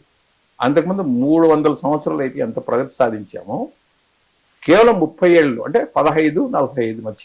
అంతకుముందు గాంధీ గారిని విభేదించిన ఇలా రాశారు. అంటే విభేదించాడంటే విభేదించింది ఏం లేదు. ఆయన ఏ జర్నలిస్ట్ కన్నా ఎక్కువగానే గౌరవించాడు. అయితే విభేదించే విషయం విభేదించాడు. ఏది ఆయన సరిగా క్యాచ్ చేయలేదు అనుకుంటున్నా. విభేదించడం అంటే సరిగా ఆయన అందుకోలేదు. ఆ మాట వచ్చింది. ఆయన ఎందుకు ఆ మాట రాశాడు, ఆయన ఆధారం లేకుండా రాసే లక్షణం లేదు. నాకు ఆ విషయం చాలా గౌరవం. అది ఎలా రాశాడు అని నేను మళ్ళీ సెర్చ్ చేస్తే తెలిసింది ఏంటంటే మనకు చాలా మంది కనపడతారు. ఈశ్వరచంద్ర విద్యాసాగర్ కనపడతారు, మనకి మహాదేవ్ రణడే కనపడతారు, రామకృష్ణ పరమహంస కనపడతారు, వివేకానంద కనపడతారు, చాలా మంది కనపడతారు, బాపులే కనపడతారు, కస్తూరిబా కనపడతారు. అయితే అక్కడ తేల్చిన విషయం ఏంటంటే వీళ్ళంతా కూడా ఆ విక్టిమ్స్ కి సానుభూతితో వాళ్ళకి సాయం చేయాలనే దృష్టి వాళ్ళు వర్క్ చేశారు. గాంధీ చేసిన తేడా ఏంటంటే ఆ విక్టిమ్ ని ఆ సమస్యను రిలేట్ చేసేట్టు చేశారు. అంటే ఎవరైతే దాంట్లో మగ్గుతున్నారో వాళ్ళు ఆ స్థాయి పరిస్థితి ఏంటి అని అర్థం చేయించుకోవడానికి ప్రయత్నం చేశాడు. వాళ్ళకి చైతన్యం వస్తే సమస్య సమగ్రంగా పరిష్కారం అవుతుంది. మరి ఇంతమంది రాజా రామ్మోహన్ రాయ్ నుంచి రుక్మారాయ్ దాకానే ఆమె రాస్తారు. రుక్మారాయ్ అంటే ఆమె రెండో డాక్టర్. ఆమె విడాకులు తీసుకుని వద్దు నీ ఆ బ్రిటిష్ కోర్టు ఏం చేస్తుందంటే నువ్వు పెళ్లి చేసుకున్నావు కాబట్టి సంసారం చేయాల్సిందే అంటే ఆమె బ్రిటిష్ రాణి విక్టోరియా రాణికి ఉత్తరం రాసి వాళ్ళు దాన్ని కూడా ఏదో తీర్పిస్తే అవుట్ ఆఫ్ కోర్టు, అప్పుడు కూడా అవుట్ ఆఫ్ కోర్టే, 2000 రూపాయలు ఆ మొగుడికి ఇచ్చేసి షీ రిమైండ్ సింగిల్. ఆమె రుక్మారాయ్ అంటే ఆమె మొట్టమొదటి డాక్టర్లు అంటే భారతీయ మహిళలు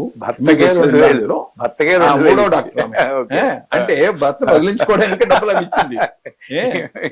ఇంత పరిణామం రావడానికి అంటే ఆమె టైంలోనే చట్టం వచ్చింది. అంటే బాలిక అనుమతి లేకుండా పెళ్లి చేయకూడదు. ఆ వివాహ వయసు 8 నుంచి 12కి మారింది ఆ టైంలో. కాబట్టి ఇంత పరిణామం వచ్చినప్పుడు చెప్తూ ఆ మాట రాస్తాడు. అంటే ఆయన ఫలాంది స్టిక్కర్లు బ్రాండ్లు అవేం పెట్టలేదండి. ఆయన ఏంటంటే ఆయన చాలా సింపుల్ జీవితాన్ని ప్రాక్టీస్ చేసి వెళ్ళాడు.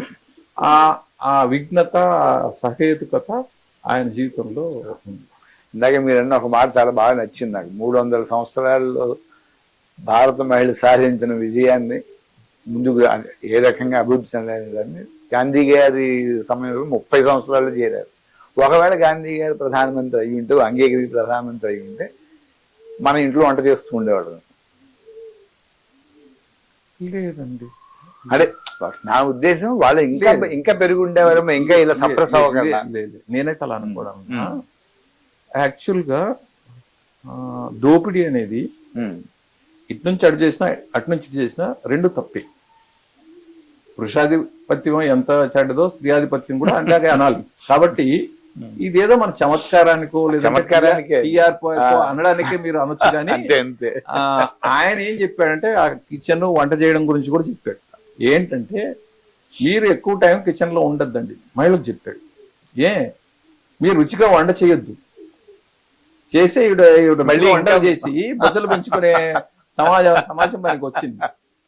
అందుకని ఎక్కువ టైం స్పెండ్ చేయొద్దండి అన్నాడు. మీరు అందుకని అక్కడ చూస్తే కోఆపరేటివ్ పద్ధతులు నడిచింది. టాల్స్టాయ్ హోమ్ కావచ్చు, లేదంటే ఇంకోటి కావచ్చు, సబర్మతి కావచ్చు, వార్ధాలో కావచ్చు. కానీ అది కలెక్టివ్ గా అంటే ఒకే కుంపటి ఒకే భోజనం అనే పద్ధతిలో ఉండేది. అంతేగాని ఆయన వీళ్ళు నెత్తినెక్కించుకుంటాడండి మేము ఇది అయిపోతామండి, అది కరెక్ట్ కాదు. అది ఎవరిదైనా దోపిడీ అనేది ఆరోగ్యకరమైనది కాదు. ఎవరు దోపిడీ చేసినా అంగీకరించాల్సిన అవసరం లేదు. ఎవరు దుబారా చేసినా దుబారా మాట్లాడినా అది సరైన పద్ధతి కాదు, అంగీకరించాల్సిన విషయం కూడా. కానీ మీ ఈ సంభాషణలో ఇంకో అద్భుతమైన విషయం ఏంటంటే గాంధీ గారి కొల్లాయి కట్టడానికి దానికి కారణం మీ రాయలసీమ జీవన విధానం ఆ చూసి చేసింది అనేది అదొక కొత్త విషయం. నేను అనుకోవడం ఈ తరం వాళ్ళకి ఎవరికి తెలుసుండదు. అది నెక్స్ట్ ఇక మీ గాంధీ మార్గం గురించి చెప్పండి. అసలు ఈ గాంధీ మార్గం ఉంది, తర్వాత గాంధీయ మార్గం అయింది, తర్వాత ఇప్పుడు రకరకాల పుస్తకాలు రాశారు, సైన్స్ మీద రాశారు, గాంధీ గారి పర్యావరణం మీద రాశారు. ఈ గాంధీ మార్గం అన్నమాట, అది మీ గాంధీ మార్గం. దాని గురించి నాగసూరి గాంధీ మార్గం. ఇక్కడ మీకు అన్నట్టు 2018 ఆగస్టులో నాకు హైదరాబాద్ ట్రాన్స్ఫర్ అయింది. 19లో గాంధీ శత జయంతి 150 సంవత్సరం ముగింపు వచ్చింది. 18 అక్టోబర్ కన్నా 19 అక్టోబర్లో పెద్ద ఎత్తున గాంధీ చర్చికి వచ్చారు. మీరు అప్పుడు సూర్య పత్రికలో పనిచేస్తున్నారు, నేను వరుసన గాంధీ మీద స్టడీ చేస్తున్నాను. 2019 అక్టోబర్ 2వ తేదీ నేను 40 ఏళ్ళుగా రాస్తున్నాను. చాలా వేలలో ఒక టెలివిజన్ గురించే 1000 వ్యాసాలు మించి రాశాను. నేను 12 పుస్తకాలు వచ్చాయి.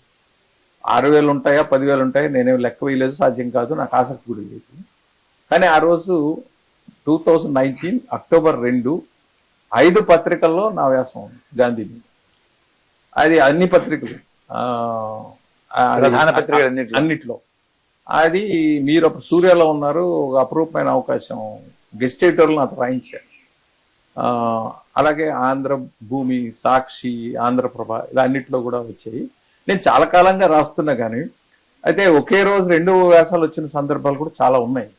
అయితే 5 పత్రికల్లో, 5 దినపత్రికల్లో 5 గాంధీజీ అంశంగా ఇంతకుముందు ఎప్పుడు జరగలేదు, ఏ రచయితగా జరిగిందని కూడా నేను అనుకోను, ఏ ఎడిటర్కి జరిగిందని కూడా అనుకోను, ఎడిటర్కి కూడా అవకాశం ఉండదు. అందువరకు ఆనందపడతాను, ఎందుకంటే ప్రతిదీ దాంట్లో విభిన్నమైంది, దాంట్లో ఏ దాంట్లో పోలిక ఉండదు. ఆయన బ్రహ్మచర్యం సంబంధించింది కూడా మన తెలంగాణలో వచ్చింది. హింస అహింసకు సంబంధించి అంటే ఆ కాన్సెప్ట్ ఏంటని ఆంధ్ర భూమిలో వచ్చింది.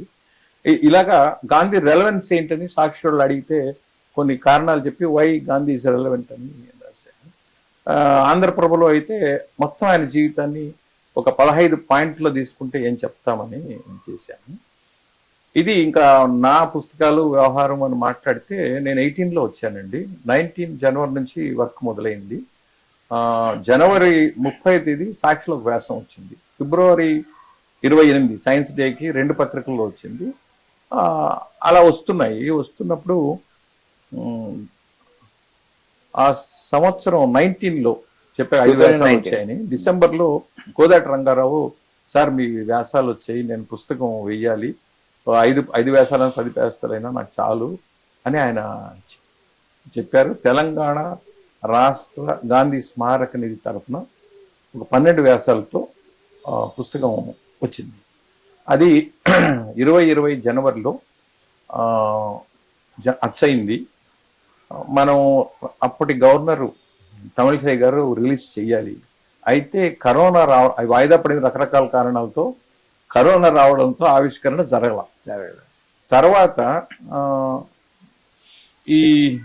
ఆ పుస్తకం పేరే అసలైన విప్లవవాది సిసలైన సిద్ధాంతకర్త. అసలైన విప్లవవాది సిసలైన సిద్ధాంతకర్త. విప్లవం అంటే ఏదో కొందరు చెప్పేదే వాళ్ళ సొత్తేం కాదు, అసలైన విప్లవం చెప్పిన వ్యక్తి ఆయనే, సిసలైన సిద్ధాంతకర్త కూడా ఆయనే నా ఉద్దేశం. ఇప్పటికీ నేను అదే భావంతోనే ఉన్నా, అదే ప్రాస కోసం గాను లేదా పోయిటరీ కోసం వాడిన టైటిల్ కానే కాదు.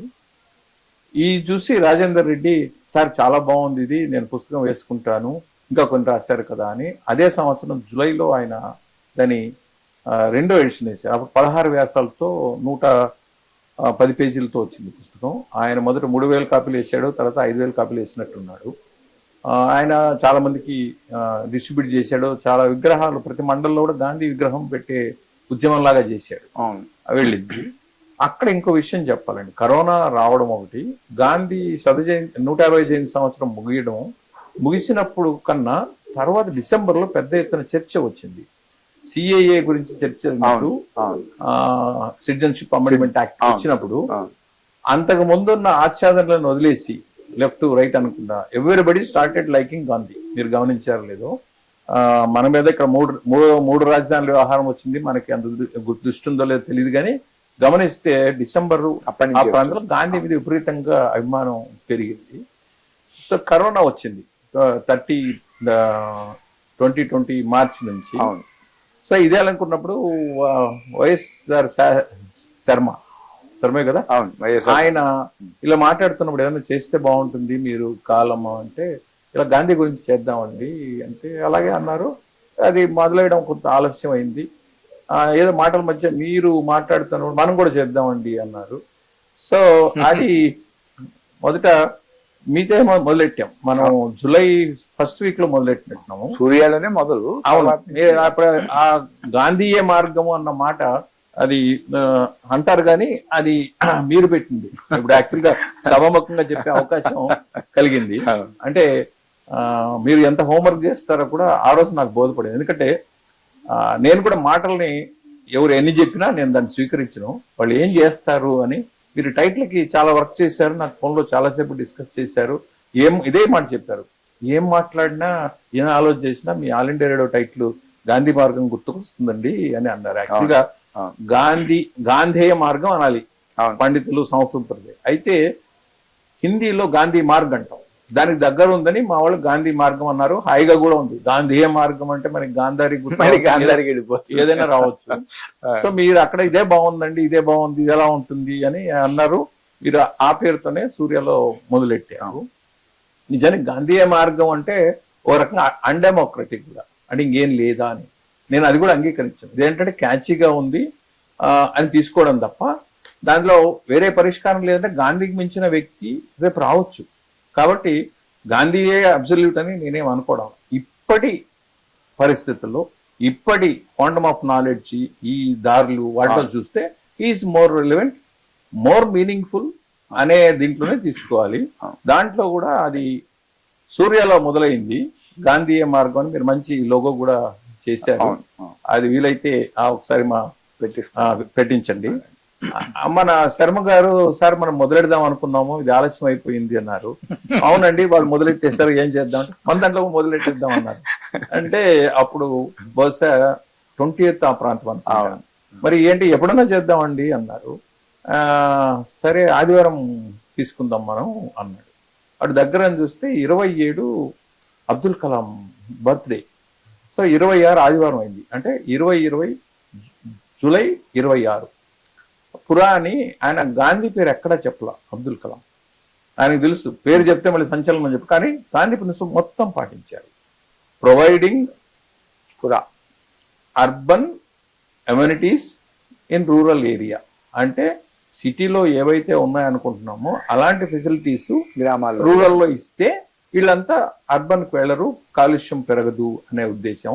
రూరల్ ఏరియాలో కాలుష్యం కంట్రోల్లో ఉంటుంది, అది ఆలోచన. పురాణి ఆయన రాష్ట్రపతిగా ఉన్నప్పుడు చేసింది. సో ఆయన జీవితాన్ని ఆయన కాన్సెప్ట్ ని అనలైజ్ చేస్తూ మొదటి వ్యాసం రాశాను. శర్మ గారితో నేను ఒక్కడు రాయడం కాదండి, చాలా మంది ఉన్నారు గాంధీ గురించి. ఆయన మహాసముద్రము. నేనే దాని మీద అథారిటీ అనుకోవడం లేదు, ఇప్పుడు కాదు, ఎప్పటికీ సాధ్యం కూడా కాదు.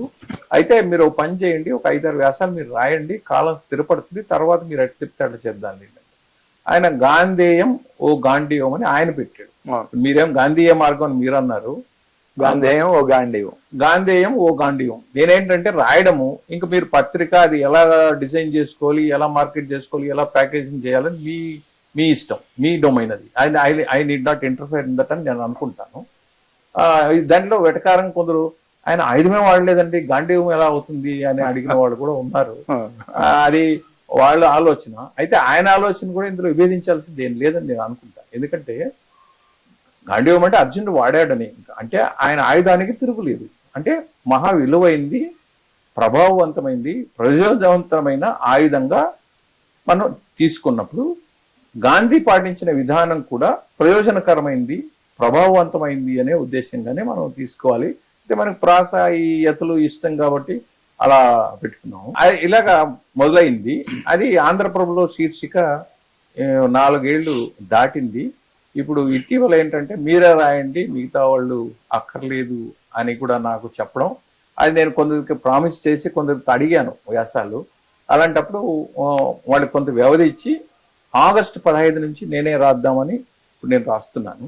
ఇప్పుడు ఏంటంటే సూర్యలో కొన్ని నెలల పాటు వచ్చింది, తర్వాత తెలంగాణ మాసపత్రికలో కొన్ని నెలల పాటు వచ్చింది. గాంధీయ మార్గం అనే శీర్షికను అక్కడ వాడుకున్నాం. తర్వాత అది కూడా కొన్ని నెలలు నడిచాక అయిపోయింది. యోజన పత్రికలో ఈ పాటికి నేను ఒక 8-9 సుదీర్ఘమైన వ్యాసాలు రాశాను. అంటే సైన్స్ గురించి గాంధీ ఏమంటారు, పర్యావరణం గురించి ఏమంటారు, రూరల్ డెవలప్మెంట్ గురించి ఏమంటారు, ఉమెన్ గురించి ఏమంటారు, ఇలాగా గట్టిగా పరిశోధన చేసి కొత్త విషయాలతోనే రాశాను. అది కాకుండా ఇప్పుడు మన ఆగస్టు 15కి ఉదాహరణకి నమస్తే తెలంగాణ ఆదివారం సంచికలో నాతో రాయించుకున్న కవర్ స్టోరీ. ఇలాగ ప్రత్యేక సందర్భం ఉన్నప్పుడు ఎలాగూ రాయించుకుంటూ ఉంటారు. అయితే పత్రికలో వ్యాసం వస్తే ఆ పూట ఉంది, చదువుతారు, రెస్పాండ్ అవుతారు. అయితే పుస్తకాలుగా కూడా రావాల్సిన అవసరం ఉంది, ఎందుకంటే ఒక చోట డాక్యుమెంట్ అవుతాయి అని. అయితే కాలం నడిపినప్పుడు దీనికి ఏంటంటే, ఇప్పుడు మీరు గాంధీయ మార్గం అంటే హెవీ టైటిల్ అండి, ఏం చెప్తుంది అన్నవాళ్ళు కూడా ఉన్నారు. అయితే అప్పుడు అంటోళ్ళకి ఏం చెప్పారు, కింద ఉందండి చూడండి అని చెప్తాను. ఏంటంటే సిద్ధాంతాలు, ప్రభావాలు, పరిష్కారాలు. అంటే నిజానికి మీరు ఆశ్చర్యపోవచ్చు, గాంధీయ మార్గం అనేది మీరు ఖాయం చేస్తే సిద్ధాంతాలు, ప్రభావాలు, పరిష్కారాలు అనే కాయనేసి నేను వాడుతున్నాను. ఇది తేల్చుకోవడానికి మీరు ఆశ్చర్యపోవచ్చు. I took 2 months to finalize that. ఎందుకంటే సిద్ధాంతాలు అంటే గాంధీ ఏం చెప్పారండి అని చెప్పింది ఏం లేదండి. ఇప్పుడు పెద్ద పెద్ద పేర్లు అక్కర్లేదు, కానీ చరిత్రకారులు రాస్తున్నారు, ఇప్పటికీ రాస్తున్నారు. ఏంటంటే ఆయన ఏం చెప్పాడు, ఏది హిమాలయ పాతి, గంగా నది పాతి, నేను కొత్త విషయం చెప్పలేదని వినయంగా చెప్పాడు ఆయన. కానీ నిజానికి ఏంటంటే హింస అందరికీ తెలుసు. హింస చేసి చేసి మానవ జాతికి రోత పుట్టింది. ఆ హింస లేకుండా ఏమన్నా చేద్దాము అని ఆయన ఆలోచన చేశాడు. అది ఆయన గొప్పతనం, అది చెప్పాల్సిన అవసరం. అది నార్ల్ గారు ఎడిటోరియల్లో రాశాడు, బుద్ధుడు, యేసుక్రీస్తు వ్యక్తిగత స్థాయిలో అహింసని ఇంప్లిమెంట్ చేశారు. అయితే గాంధీ ప్రత్యేకత ఏంటంటే ఆ ప్రిన్సిపల్ని యాజ్ ఎ నేషన్ ఇంప్లిమెంట్ చేశాడు అని మహాత్మా గాంధీ గురించి రాసిన దాంట్లో నార్ల్ గారు రాశారు. మరి అలాంటప్పుడు ట్రాన్స్లేట్ చేసి బెంగాల్లో, ఇంగ్లీష్లో, మరాఠీలో చెప్పాల్సిన బాధ్యత మంది పరిశోధకులది. ఆ చేయకుండా వాళ్ళు గాంధీ ఏం చెప్పలేదంటే అదే మాట ఇప్పుడు రాస్తూనే ఉంటారు. మరి గాంధీ మీద రాసిన, గాంధీని ఖండిస్తూ రాసిన వ్యాసం మొదటి వ్యాసంగా పెట్టుకుంటారు వాళ్ళ పుస్తకంలో. సరే, అది నడుస్తూ ఉంటుంది. అందుకనే గాంధీజీ చెప్పిన సిద్ధాంతాలు ఏంటి, గాంధీజీ ప్రభావం ఏంటి అంటే, గాంధీజీ కారణంగా ఇప్పుడు మీరు అడిగారు ఆయన ప్రభావం అని అన్నారు కదా, వ్యక్తులు కావచ్చు, సంస్థలు కావచ్చు. అంటే గాంధీజీ సిద్ధాంతం అనుకుంటే పాతది అనుకుంటాం, గాంధీజీ ప్రభావం అంటే అది కాంటెంపరీ అవుతుంది. పరిష్కారం అంటే దానికి ఫ్యూచర్ టచ్ ఉందని కూడా అనుకుంటాను నేను. ఎందుకంటే పరిష్కారం, ఇప్పుడు మొన్న కరోనా వచ్చినప్పుడు గాంధీజీ ఏం చేసింటాడు అంటే దండి సత్యాగ్రహం లాగా ఈ ఆయన ప్రభుత్వానికి వ్యతిరేకంగా ఆయన పాదయాత్ర చేసింటాడు ఖచ్చితంగా అని దీంట్లో వ్యాసం కనపడుతుంది. అలాగా కరోనా టైంలో గాంధీ ఉంటే ఏం చేసింటారు, అది సిద్ధాంతాలు, ప్రభావాలు, పరిష్కారాలు అని మనం ఇది రాసాము. ఇందులో ఏంటంటే ఇప్పుడు దాకా 208 ఆదివారాలు వచ్చింది. తర్వాత జూలై నుంచి 2 నెలలు అయిపోయింది. అంటే కనీసం 200 పైచిలుకు వ్యాసాలు అందులో వచ్చాయి. అందులో వచ్చిన వాటిలో 4 రకాల వ్యాసాలు కనబడతాయి. ఒకటేమో నేను రాసింది, అది పక్కన ఉంచండి, అంటే కాంటెంపరీ రైటర్ల కింద వస్తాను. నేను రాసింది కూడా గాంధీజీ అంతేవాసులు, శిష్యులు, నెహ్రూ కావచ్చు, మీరాబెన్ కావచ్చు, లేదా ఇలాంటి వాళ్ళు, సుశీల నయ్యర్ కావచ్చు, ఇలాంటి వాళ్ళు రాసింది ఒకటి. రెండవది అదే టైంలో మనకు తెలుగులో కనపర్తి వరలక్ష్మమ్మ, పుచ్చలపల్లి సుందరయ్య, దేవరకొండ బాలగంగాధర్ తిలక్, కృష్ణశాస్త్రి, కొడగొడగంటి కుటుంబరావు, ఆవన్ సోమసుందరు, దేవులపల్లి కృష్ణశాస్త్రి, త్రిపురనేని గోపీచంద్, ఇలాంటి వాళ్ళు రాసినవి. లేదంటే వేముల కూర్మయ్య, నార్ల వెంకటేశ్వరరావు, ఇలాంటి వాళ్ళు రాసినవి. అంటే గతతరం వ్యక్తులు, తెలుగు కావచ్చు లేదా ఇతర భాషలు కావచ్చు, అవి ఒక 2 కేటగిరీలు. అలాగే ఇప్పటి తరంలో కాళ్ళకూరు సేజల్ గారు, ఈ కాంటెంపరీగా ఉన్న వాళ్ళు అంటే నాతో పాటు, అలాగే ఇతర భాషల నుంచి అనువాదాలు కూడా. అందుకనే చూస్తే ఇక్కడ ఢిల్లీ నుంచి రాసిన వాళ్ళు ఉన్నారు, మద్రాసు నుంచి రాసిన వాళ్ళు ఉన్నారు, బెంగళూరు నుంచి రాసిన వాళ్ళు ఉన్నారు, ఆంధ్ర నుంచి, తెలంగాణ నుంచి రాసిన వాళ్ళు ఉన్నారు.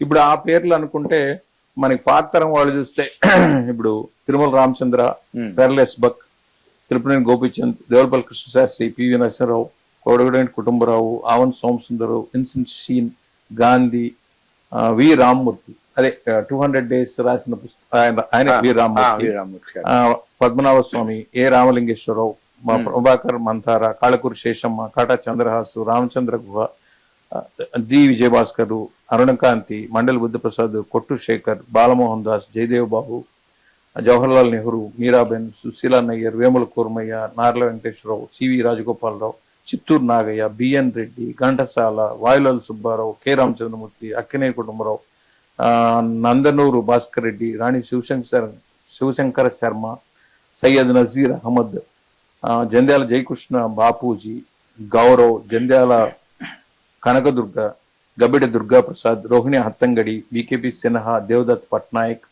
నాగల్పల్లి భాస్కర్ రావు, డొక్క మాణిక్యవర ప్రసాద్, సలీం, నందివెలుగు ముక్తేశ్వరరావు, కె సురేష్, అవధానం రఘుకుమార్, శైలజ, కాళకూరి శైలజ, అబ్దుల్ కుద్దూస్, దిట్టకవి శ్యామలాదేవి, సుంకర చలపతిరావు, తాడి ప్రకాష్, కనపర్తి వరలక్ష్మమ్మ, పుచ్చలపల్లి సుందర, ఇలాగా వాళ్ళు రాసినవి మనకు కనబడతాయి. రిలవెన్స్ గురించే ఉంది, రిపిటేషన్ ఏమీ లేదు.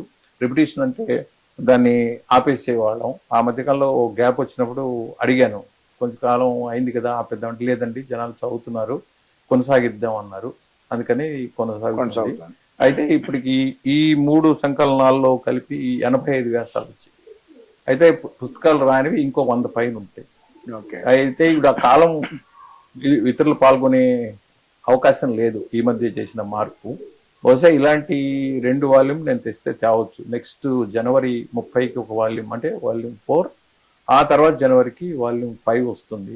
ఒక 115 125 వ్యాసాలతో విలువైన వ్యాసాలు. తెలుగులో అంత కృషి ఎవరు చేయలేదు, ఒక చోట లేదు. ఒక రకమైన సమస్య కూడా ఉంది. అది హనుమాండ్ల భూమయ్య పుస్తకానికి రాష్ట్ర విమర్శకుడు అన్నారు, గాంధేయవాద దృష్టితో వచ్చిన సాహిత్యాన్ని ఒక రకంగా ఉద్దేశపూర్వకంగా విస్మరించడం అనేది తెలుగులో ఉంది అని ఆయన అంటారు. అందుకనే మనకి కొడాలి ఆంజనేయులు గాంధీయన్ ఎకనామిక్స్ 800 పేజీలు ట్రాన్స్లేట్ చేశారు. మీరు ఎవరైనా చెప్పగలరా అది?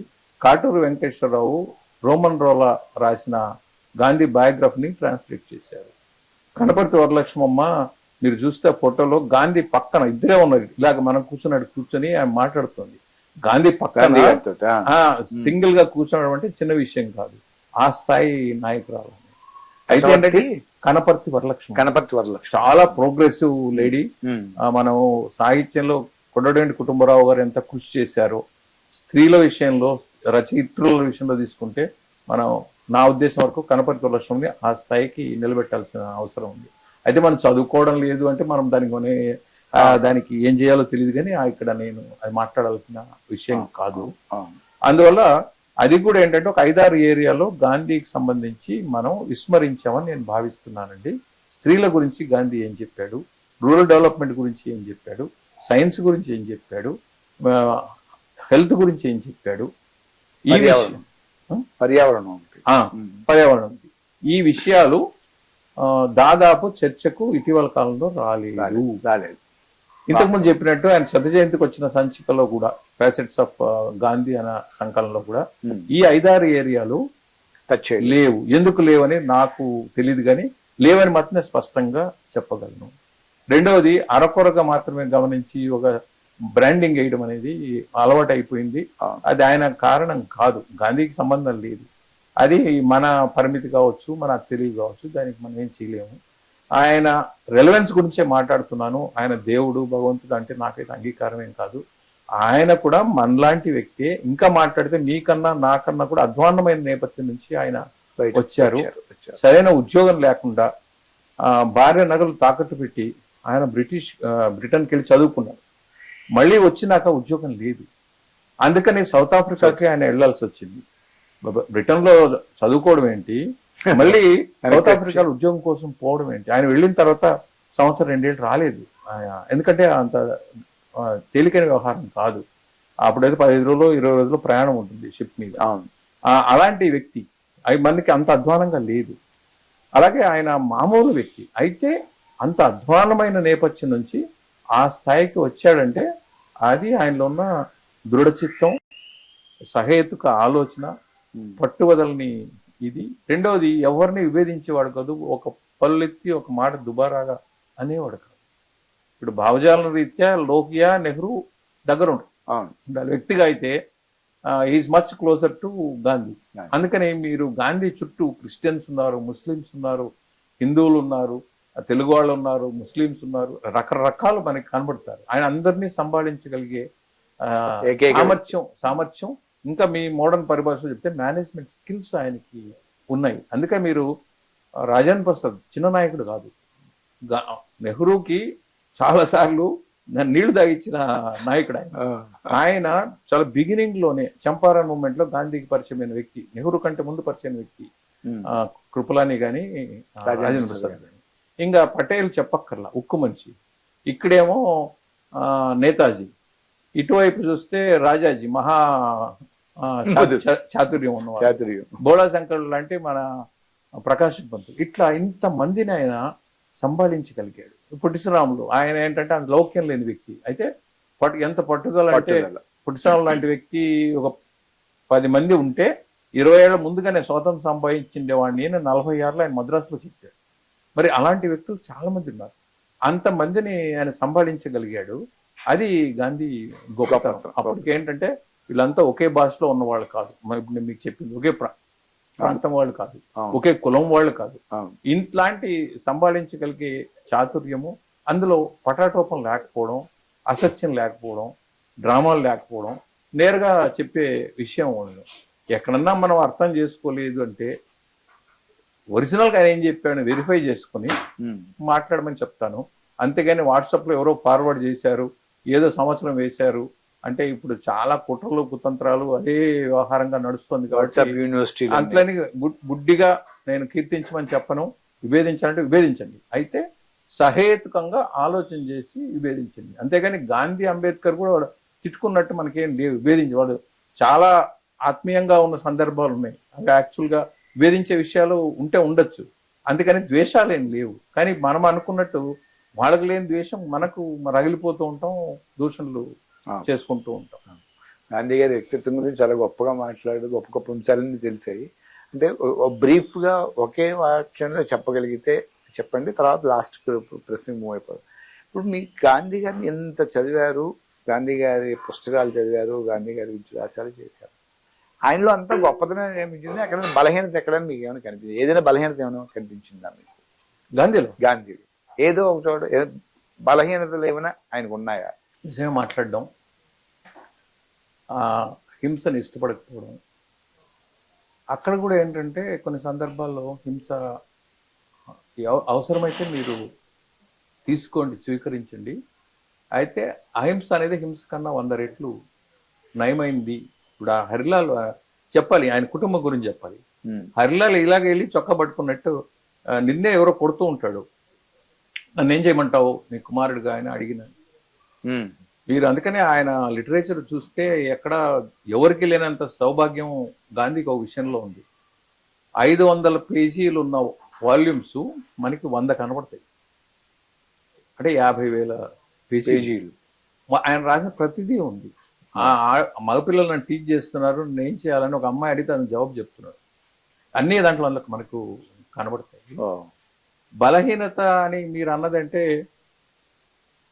అంటే మీ ఉద్దేశం నాకు తెలియదు, కానీ అంటే నా ఉద్దేశం ఏంటంటే ఆయన కూడా మనిషి, ఆయనకి కోపం రావచ్చు.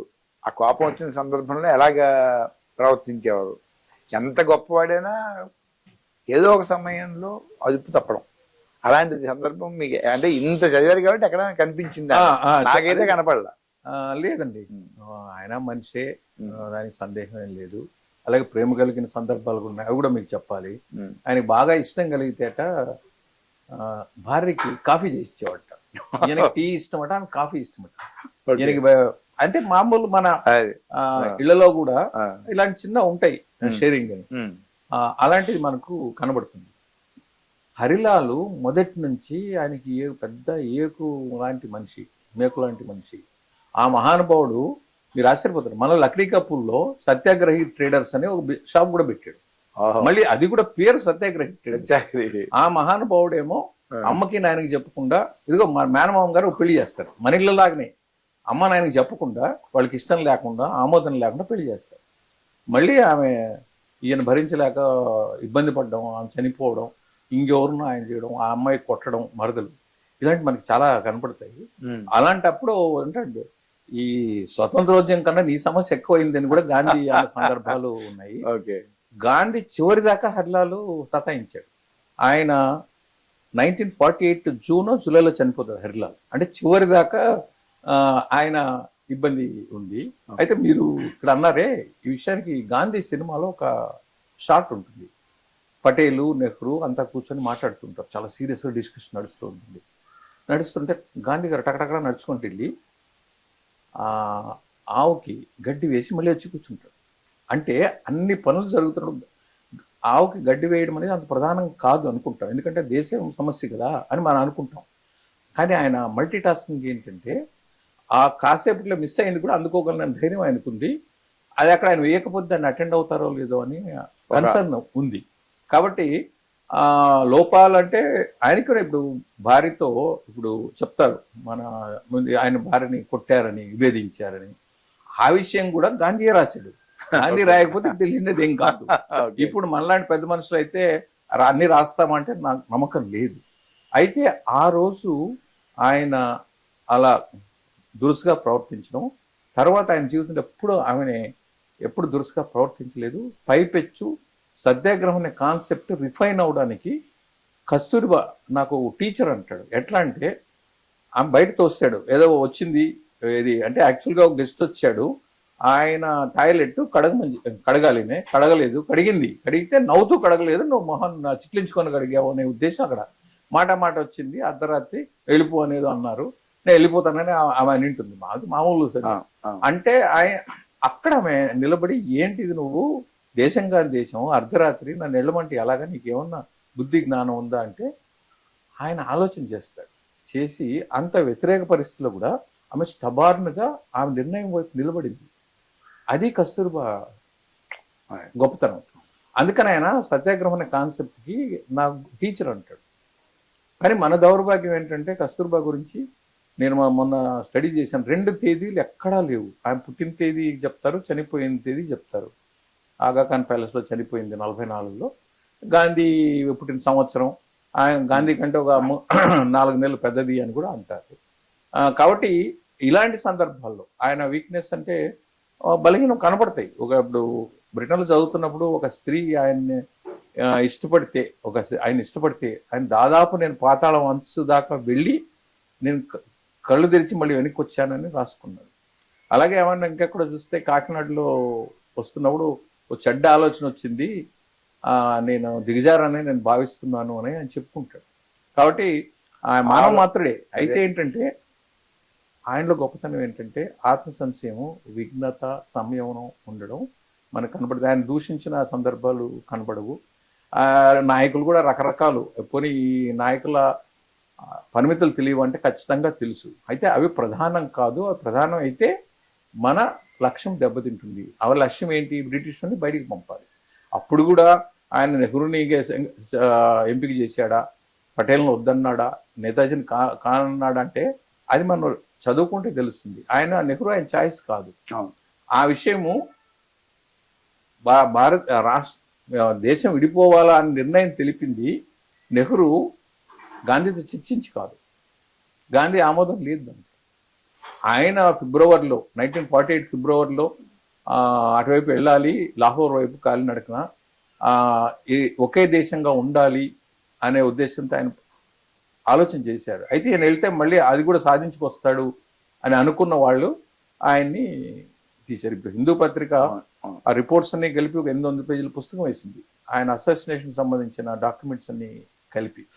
కాబట్టి గాంధీలో పరిమితులు లేవా, బలహీనతలు లేవా అంటే ఉన్నాయి. అయితే మనకు కూడా బలహీనతలు ఉంటాయి. మనం బలహీనతలో పడిపోయినాక అలాగా అధఃపాతాళానికి వెళ్తాం.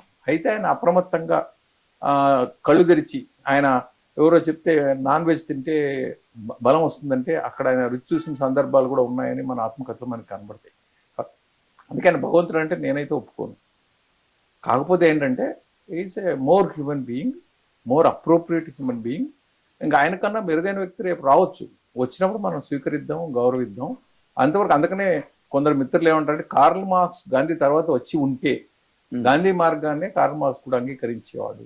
ఏంటంటే సుభిక్షంగా ఉండాలి, అయితే ఆయనకి ఈయనకి తేడా ఏంటంటే హింసాత్మకంగా మార్గం ఉండకూడదు అనే ఉద్దేశం తప్ప ఇంకొకటి ఏం లేదు. దీనికి ఏది ఆపాదించాల్సిన అవసరం లేదు. ఇప్పుడు సమస్య ఏంటంటే గాంధీని స్వీకరించే వాళ్ళు ఎవరు లేరు. దూషించడానికి అంతా సిద్ధంగానే ఉన్నారు. దూషించడానికి ప్రతి వర్గము సిద్ధంగానే ఉంది. ఆయన్ని గౌరవించాలా అనేది ఏదో అక్టోబర్ 2వ తేదీ లేదంటే జనవరి 30 అనే ఉంది. కానీ మీరు కొంచెం లోతుగా ఆలోచన చేసి మీకు ఆమోదమైతే మీరు పాటించండి, లేకపోతే అందుకని చాలా సహేతుకమని అనుకుంటున్నాను. ఆయన మీద గౌరవం పిచ్చి అయితే నాకు లేదు, గౌరవం అయితే ఉంది. ఆ గౌరవం కూడా అర్థవంతమైన గౌరవమే. ఆ గౌరవం కూడా నాకు 5 ఏళ్ళలో క్రమంగా పెరుగుతుంది కానీ తగ్గలేదు. ఇంకొకటి మీకు చెప్పాను, ఆ రోజు చూస్తే చిన్న కంతలో చూస్తే సముద్రం కనపడింది. ఇప్పటికీ సముద్రం లాగే అనిపిస్తున్నాడు. ఏంటంటే ఆయన జీవితాన్ని అలా పాటించాడు. మనకైతే చేత కాదు, మనం అంతా ప్రతిక్షణము మనం అర్భకంగా అనామకంగా అయోగ్యంగా మనం జీవిస్తూ ఉంటాం. అందుకని ఏది గొప్పగా ఉన్నా మనకి ఆశ్చర్యంగా వాల్యూడ్ లైఫ్ అయింది. గాంధీ జయంతి సందర్భంగా గాంధీ గారిని చక్కగా మన నాగసూరి వేణుగోపాల్ గారితో మాట్లాడి ఆయన మార్గంలో ఆయన ఆవిష్కరించాం. ఇది గాంధీ మార్గం అనుకోండి, గాంధేయ మార్గం అనుకోండి, గాంధీయం గాంధీయం అనుకోండి, ఏమైనా అనుకోండి. ఒక అంటే ఇప్పటిదాకా మనం చూస్తున్నాము గాంధీ గారిని అడ్డం పెట్టుకుని చేసే రాజకీయాలు ఇలాంటివన్నీ చూస్తున్నాం. వాటన్నిటిని మర్చిపోయి ఈసారి గాంధీ గారి గురించి మంచి విషయాలు, బలహీనతలు ఉన్నాయని చెప్పారు. అది కూడా గాంధీ గారు స్వయంగా రాస్తేనే తప్ప బయటవాడు కూడా ఎవరికి తెలిసే అవకాశం. మంచి అవకాశం ఇచ్చిన నాగసూరి వేణుగోపాల్ గారికి ధన్యవాదాలు చెప్తున్నాం. నమస్కారం. చాలా చాలా ధన్యవాదాలు. మరోసారి గాంధీ గురించి మీ ద్వారా మరిన్ని విషయాలు అంటే కొంత సుదీర్ఘంగానే మాట్లాడే అవకాశం కలిగింది. సమగ్రమని నేను అనుకోవడం లేదు. మీరు అడిగిన ప్రశ్నకి సమాధానం వెళ్తుంది. చెప్పేటప్పుడు కొన్ని విషయాలు వస్తాయి, దానిలో ఉప ప్రశ్నలు వస్తాయి. నా వరకు నేను తృప్తికరంగానే భావిస్తున్నాను. ఇటువంటి అవకాశం కలిగించిన మీకు, మీ బృందానికి మరోసారి నమస్కారం.